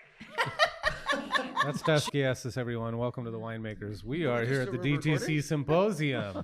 Wait, can I? I'd like to pour some wine in my glass. We're trying to intimidate our guests. I feel a little. I feel like I'm at a job interview. Yeah, please hire me. You're hired. No one's You're hired. hired. How do you feel about AI? Oh no. What are you gonna be talking about? Have you done your talk? No, my talk is tomorrow morning. Are you gonna get up at 8:30? Of course, to see you. I'll get up Okay. anytime. Okay, good. And what are you gonna be? Are talking you gonna get about? up at 8:30? Yeah, actually, I wake up at 4:30 every day, so that's you guys are hours behind me. Well, you got cows. You got like cows to feed or something. Why are you getting up so When early? you're wired cows, like this, but- you don't need much sleep. I know it's the ADHD is large and in charge. It's problematic. But the title of my thing is Gumption and Glory, babe. Okay. Give us Just a little look at preview. me. I'm a little piece of glory right now. And gumption. And a lot of gumption. And way too much gumption. I mean, you've been on the podcast before. Sam and I were just talking about this when we were at that piece of property with the garden in Sonoma. Haystack Farm. Yeah. That was the bestest. so cool. Yeah. I love that going family. on. Still going strong. Yeah. We did their Christmas party. They're the greatest people. Still giving everything they grow to feed the community. awesome. They're incredible So awesome. givers and people. Yeah. Yeah. And people might recognize Duskie's name. on Food Network. I mean, I don't know, you name it, you've been on too many times. numerous cooking shows. Keep coming back. Do you you kill it. Do you still enjoy competing in those No. things? You're kind of over. No, I mean, I always said, I tried to convince my kids that if you don't show up to compete, you can't win. But I'm tired. No, Mas. It's just not how I love cooking. You can be done winning, right? You've won enough that you're like, okay. I'm done with that kind of like short. I mean, the cool thing about cooking on those competitions is you get put in a box that you would never put yourself in. So you would never say, I have 30 minutes to go grab everything and then make the best fish dish with gummy bears. Like you have to think really hard and like be creative. And that's kind of cool because it would never be something you gave yourself. But on the other side of it, how I really like to cook is usually slow. Like the best meats are braised for 3 hours, and you can't, a pressure cooker doesn't do it justice. So really the food I love to prepare takes more time, and also the ingredients they give you are generally mass produced because some advertiser has wanted that ingredient in your basket. And the food that I like to cook comes from a farm. Yeah. And, I have to break it down and got to be more patient, and it's much more delicious. Yeah. So I don't know. I see a lot of the products. Food. It's slow, right? Slow like food. in Guy's Kitchen, I see a lot of Oliver's products in there. No, he is an incredible shopper, to be honest. Yeah. Like he does buy direct from farmers and the Guy's Grocery Games. Yeah.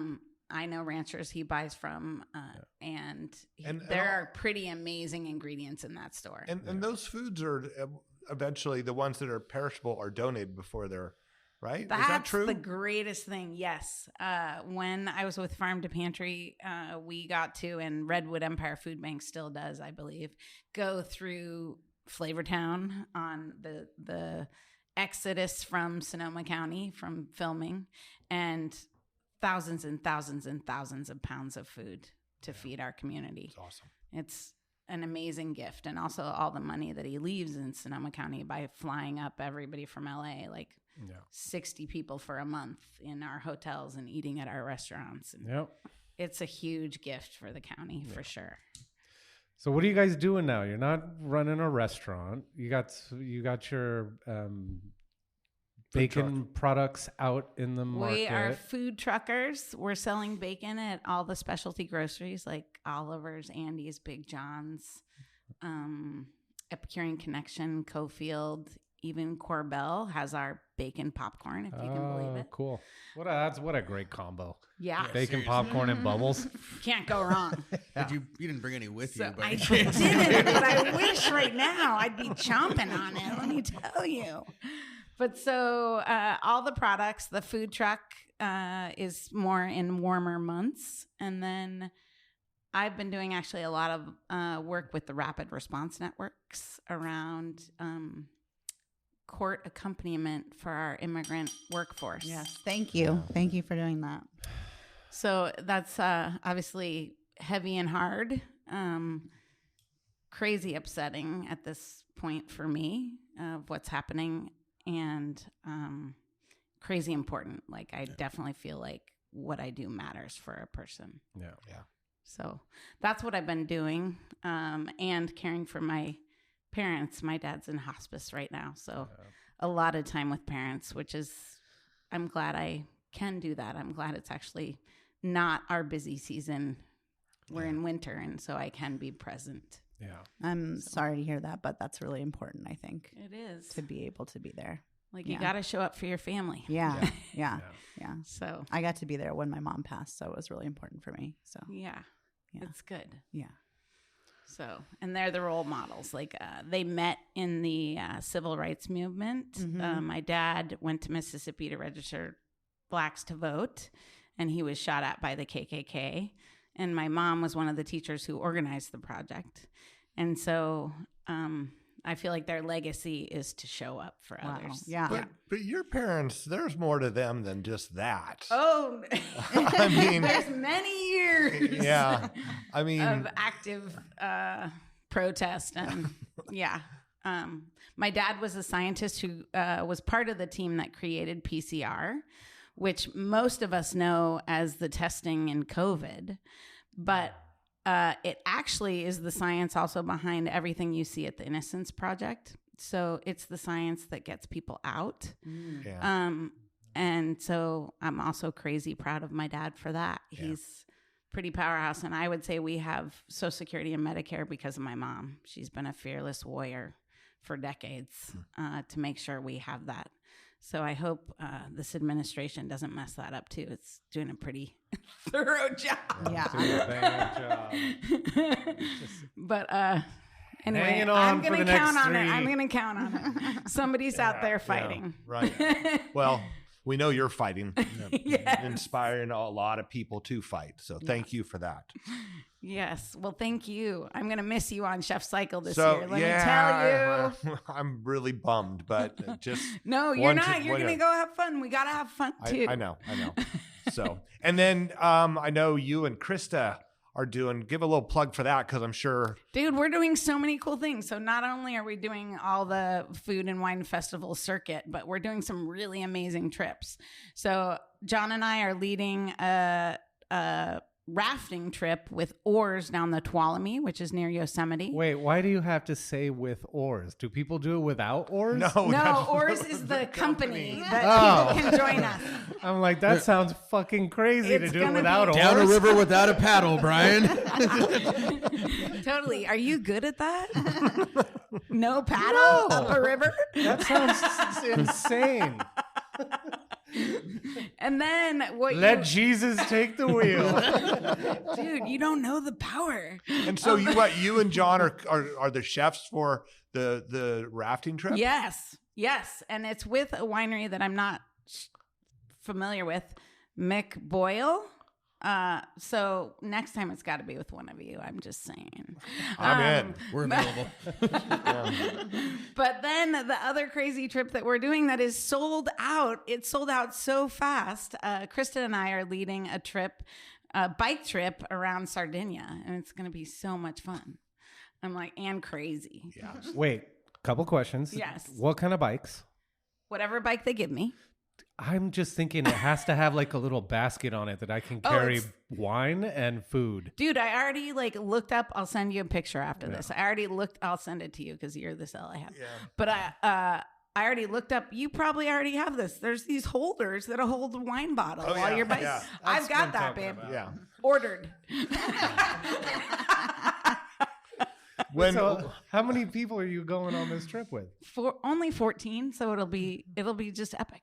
Yeah. I've never been there, but I'm practicing. Well, I've practiced once, but so Drinking? we'll call it practicing my Italian on Duolingo.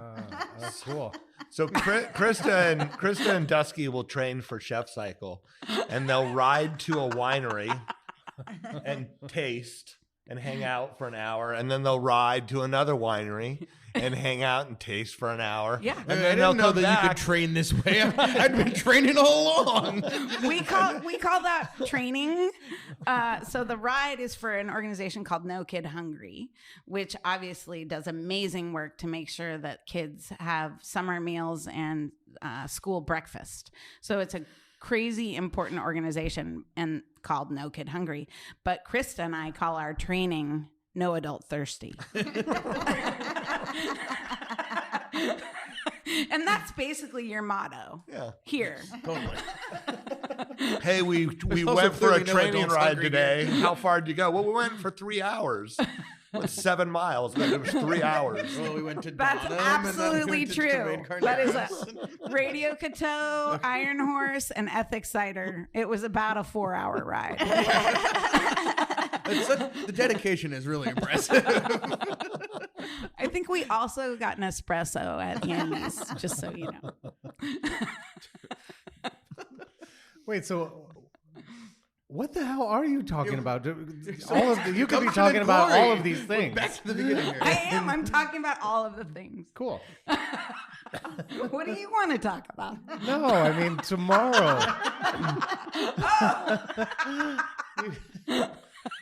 Tomorrow, I'm talking What did about you say it was called again? gumption and glory. Gumption and glory. Haven't we talked about all those things? No, we have. Gobble. It sounds like a new restaurant you're opening. Well, it definitely has been It is. Kitchen and farm. It is 100%. No, well, it's basically about throwing spaghetti at the wall and being unrestrained and showing up for your community. Cool. That's what it's about. And the rest you'll learn about tomorrow. And we'll dance. We're going to dance. We're going to dance. You ready? I heard there was disco. There is disco. You're going to dance like nobody's watching. That's the problem with our generation because we're all afraid of somebody taking a picture.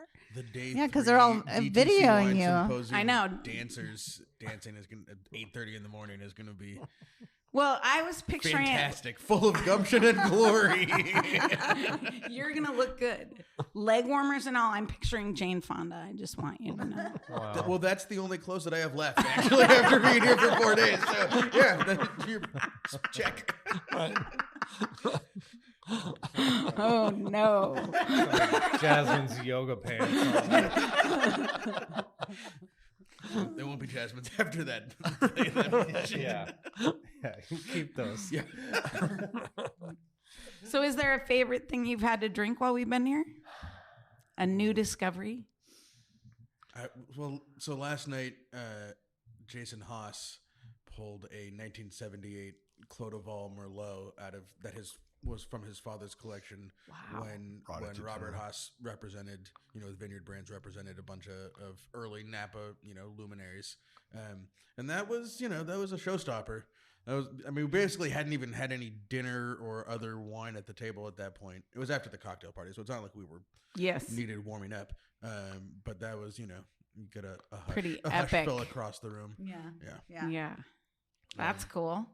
And other than that, Barbara hasn't let us out of this room very much. So Right. if there's other things out there to So discover, if people are out there drinking, we haven't been there. You're if there's stuck. things, if you're out there listening and save us, send us things that are happening outside. We have no idea. Well, How's the weather? What was the white from dinner the first night? The SB28. Oh, the Okipinti. Yeah, Yeah. that was delicious. Yeah, those wines are fantastic. Yeah. Those wines are really good. We had Turkish Pinot Noir Right. at Passion. Wow. Yeah. So that was a new country to check off my list of wines. New wine? Yeah. We had some other really good wine then. Oh, well, the Arajo Syrah.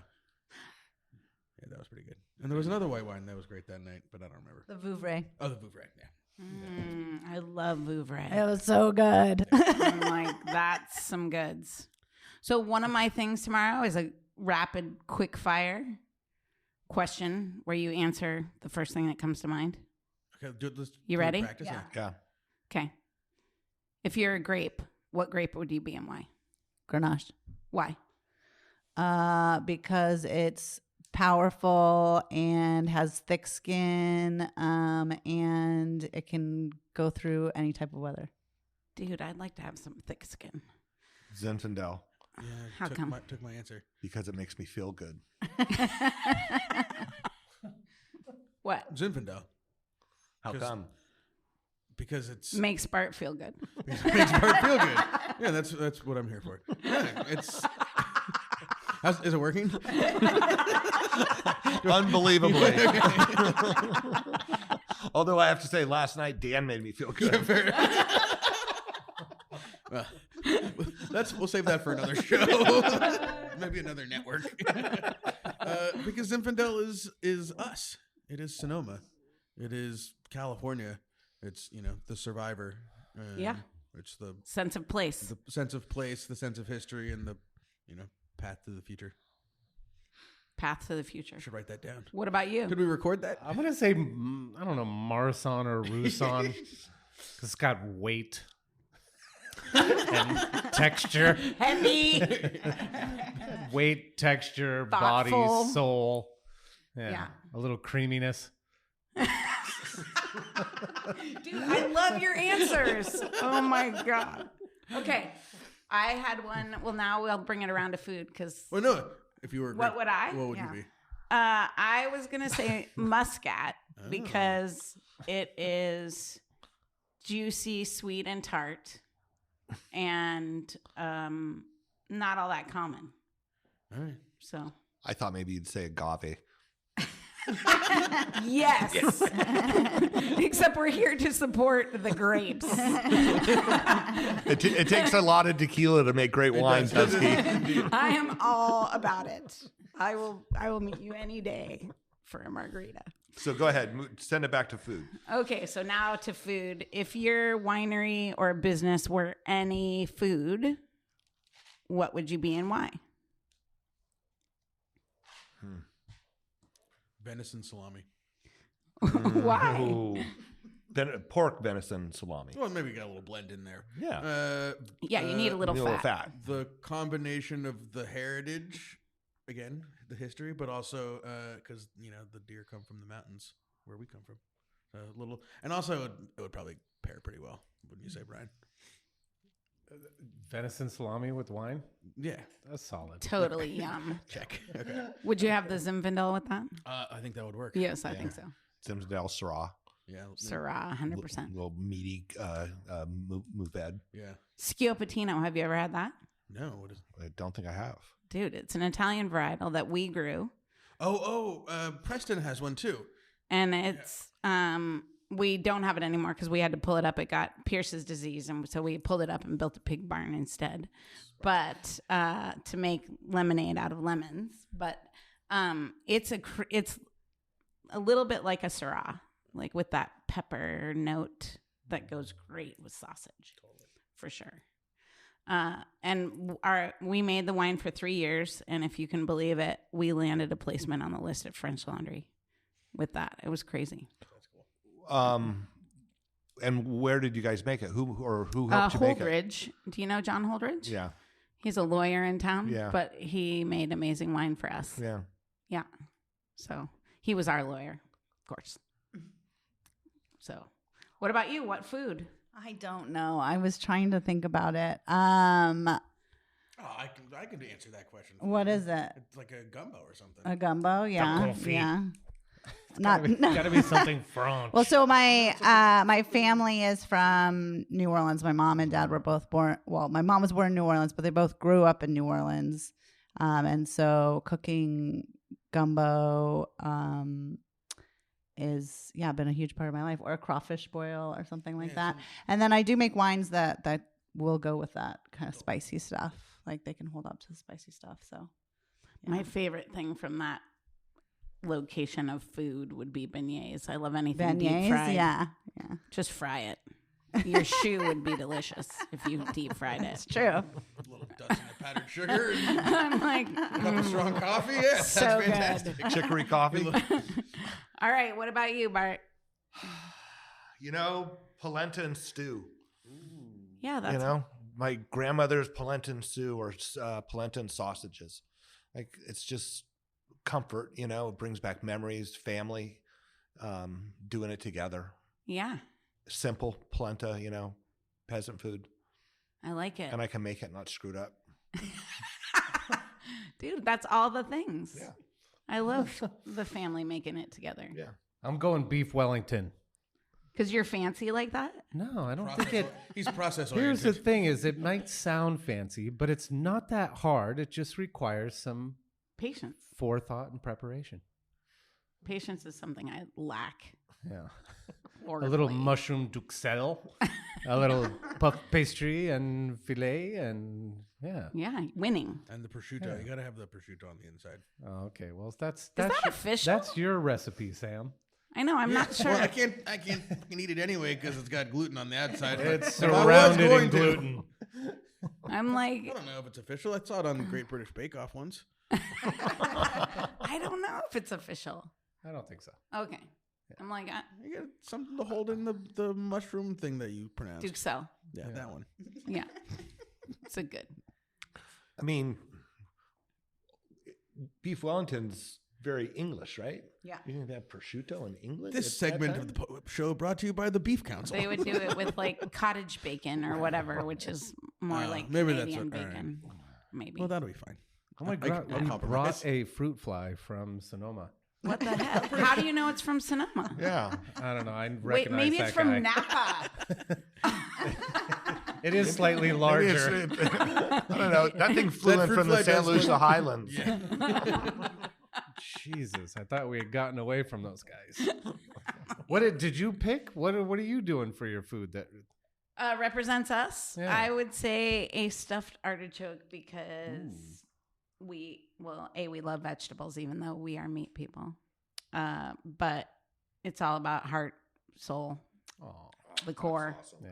Yeah, How do you make a stuffed artichoke? dude, so good.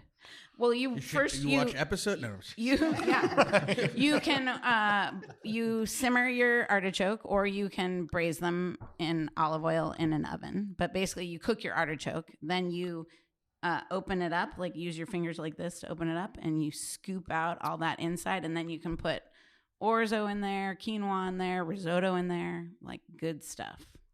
And you could put a Duxelles mushroom risotto in there. Or some prosciutto for Or Sam. you could put mac and cheese in there, like a goat cheese mac and cheese in there. Oh shit. Yeah, dude. We're just a yum. few miles Goat from cheese, the mac and artichoke cheese. capital of the world. That's Dude, true. I love artichokes. So do I. Right Like, there. I do when I go to bed. Sometimes when I can't sleep, which is like all the time, I do a gratitude list of the alphabet. So I think of something for every letter that I'm grateful for, and hopefully I fall asleep before I get to Z. And A often is artichokes or avocados. I love avocados too. they're so good. I could eat those all the time. We should probably. Yeah, they're good for you. Problem is you got to buy 3 to get a good one. That's the problem with that. Not the case. Where do you shop? Oliver's. Okay. I'm know like, You know the avocado might be your poem, picking right? skills. Let's go shopping together. That's what I need help with, maybe. And with melons. I'm bad at picking melons. Smell them. Smell Smell them. those melons. Yeah, go like this. Smellins. You should. And the thing with avocados is a lot of times you just have to eat it before it goes bad. Yeah, you Right? you need The to avocado poem. time the eating and the buying. What's that? Yeah. What's the avocado poem, Sam? Not yet. Not yet. Not yet. Not yet. Now too late. I do feel like post-pandemic, the shelf life changed. Like something happened with some varietal of avocado that got diseased, and so now it is like that. Yeah. Wait, hurry. Right. Yeah, now I'm doing salad dressing. Like if it's not ready or it's gone a little bit too far, I just mush it up and like make a green goddess salad dressing. With Yes. It. Yeah, because I don't But want if to it's throw gone it too away. far, sometimes it has that.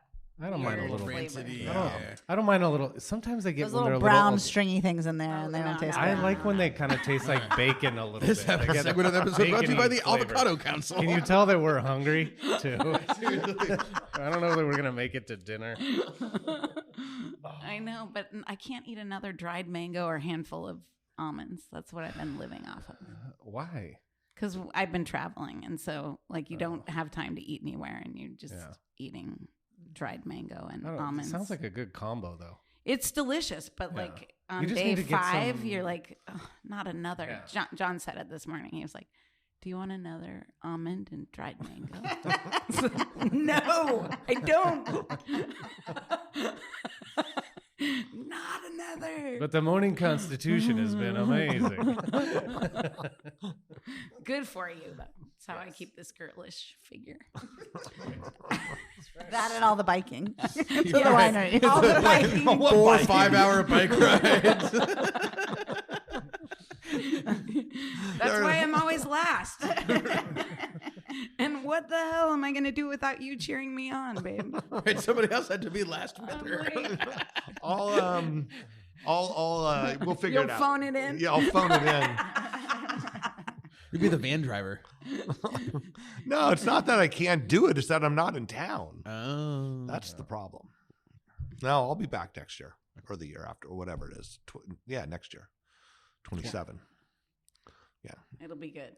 And we'll still hype it on the show and raise some money for the kids. Please. Yeah. Absolutely. We'll Please, direct it all please. to you.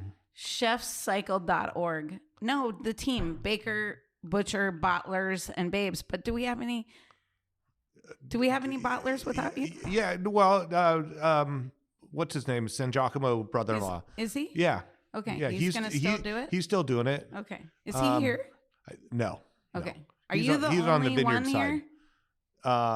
here? What do you mean? Am I the only one here? The only other rider Oh, here, yeah. other than That John. I know of. Yeah. Yeah, and John. Okay. So, yeah, no, we'll promote it. I'll come train with you. Excellent. I can't. Especially The way you train, Right. everybody wants to come. Exactly. Sam will be there too. We totally post from Iron Horse every year. It's a beautiful stop. And you do have to make it up that damn hill. You do have to get up there. That is true. Then you get to have a glass of bubbles and then go back down the hill. That's the part I'm looking forward to. Dude, have you been to Claypool Cellars? No.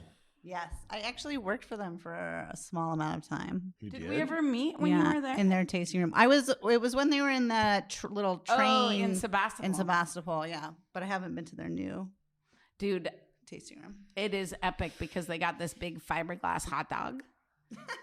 Do you know about the fiberglass hot dog? I don't. So they do wine and wieners. It is my favorite food pairing experience. Are they your ever. wieners? They are not my wieners, but they are great wieners, and I Okay. never say that. So, because I will only eat pasture-raised meat, and which makes it tough on a wiener because everyone puts everything in a wiener, and it's usually poorly sourced.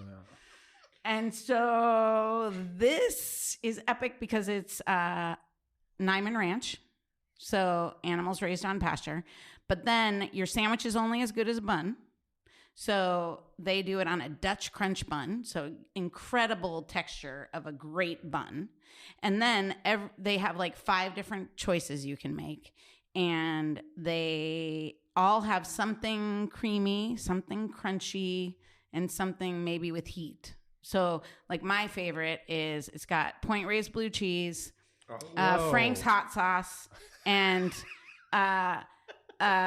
salt and vinegar chips. The salt.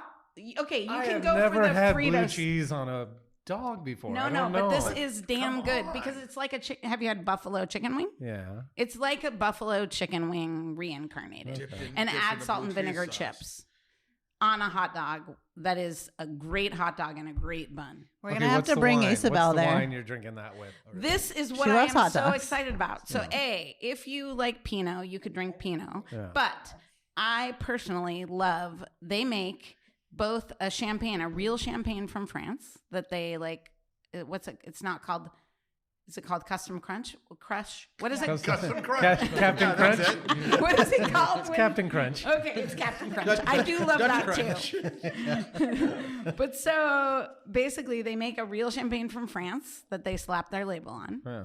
And they make amazing Riesling by Ross Cobb. Do you know? Yeah. I'm sure you know him. Oh, is he their winemaker? He for is their everything? winemaker. Still. So like Cool. the Riesling with that hot dog that I like is just Oh, now we're epicness. talking actually Riesling with blue cheese and I'm just Spice, dude, yeah. it's so flipping good. But they have other ones not with the blue cheese. If you're like they have like Fritos and ranch and I don't remember what the other topping is on that one or they have I like We could do a- sauerkraut. we could they do a have Claypool. sauerkraut and mustard and Yeah. something. Yeah. We could do a Claypool Cellars podcast. Can It's- you yeah. put us together with them? Yes, absolutely. And it is so fun because it's like so he got like a Oscar Mayer Wienermobile that he turned into the Whamola Wait, an Wiener. actual Oscar Mayer Yes. Wienermobile? It is like a big fiberglass hot dog Yeah. that he serves the hot dogs out of. And then their tasting room is really so it's great wine. I love high-low, right? Like incredible wine with like a hot dog. Yeah. Like no attitude. Yeah. But then it's also crazy clubby. Like you feel like you're like this ambiance is a tiny room, half the size of this room, with like lounge chairs and a cool wooden bar. Yeah. And like it's just hit. You're just cool. Wait, where is this? It's in Forestville, near where when we come off the hill after the 4-hour ride, Yeah. that's at the bottom of the hill. I'm just saying. That's like an extra hour-long lap. Everything tastes really good. Well, and the thing about it is when you've ridden that much and you've burned that many calories, you've got to replenish yourself somehow. Dude, I don't know if you remember this, but during the ride last year, so we were in Bend together, the second day before the last hill climb, there was somebody who had like a cidery. And Elizabeth Faulkner, like, because I love hard cider, and was involved in this hard cider that came all from gleaned apples that then gave money to feed our community through Golden State. It's called Farms to Cider. Big fan of Golden State and that hard cider. But so my friend Elizabeth Faulkner knew that I was all about cider. And so she pointed to the cidery as we were passing by. And I was like, yo, because of course she was ahead, because of course I was behind. Yo, turn around. And we stopped and had a full-on tasting of maybe 20 ciders. It was epic. And then proceeded to finish the 100 miles. It was brutal. Meanwhile, they're all waiting for the last riders to come in at the end. So I don't know whose fault that was. so they can tell all the sweeper to come. It's okay. You can come back.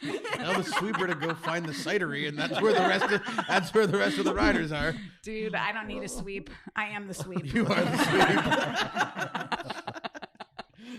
I told you I was doing a mountain bike ride one time, and there was this guy behind me, and I said, go around me, please. And he goes, no. He goes, I'm good. I go, please just go around me, because I could just hear him. And he goes, no, I'm the sweep. And I'm like, I don't know what that is, but please go around me.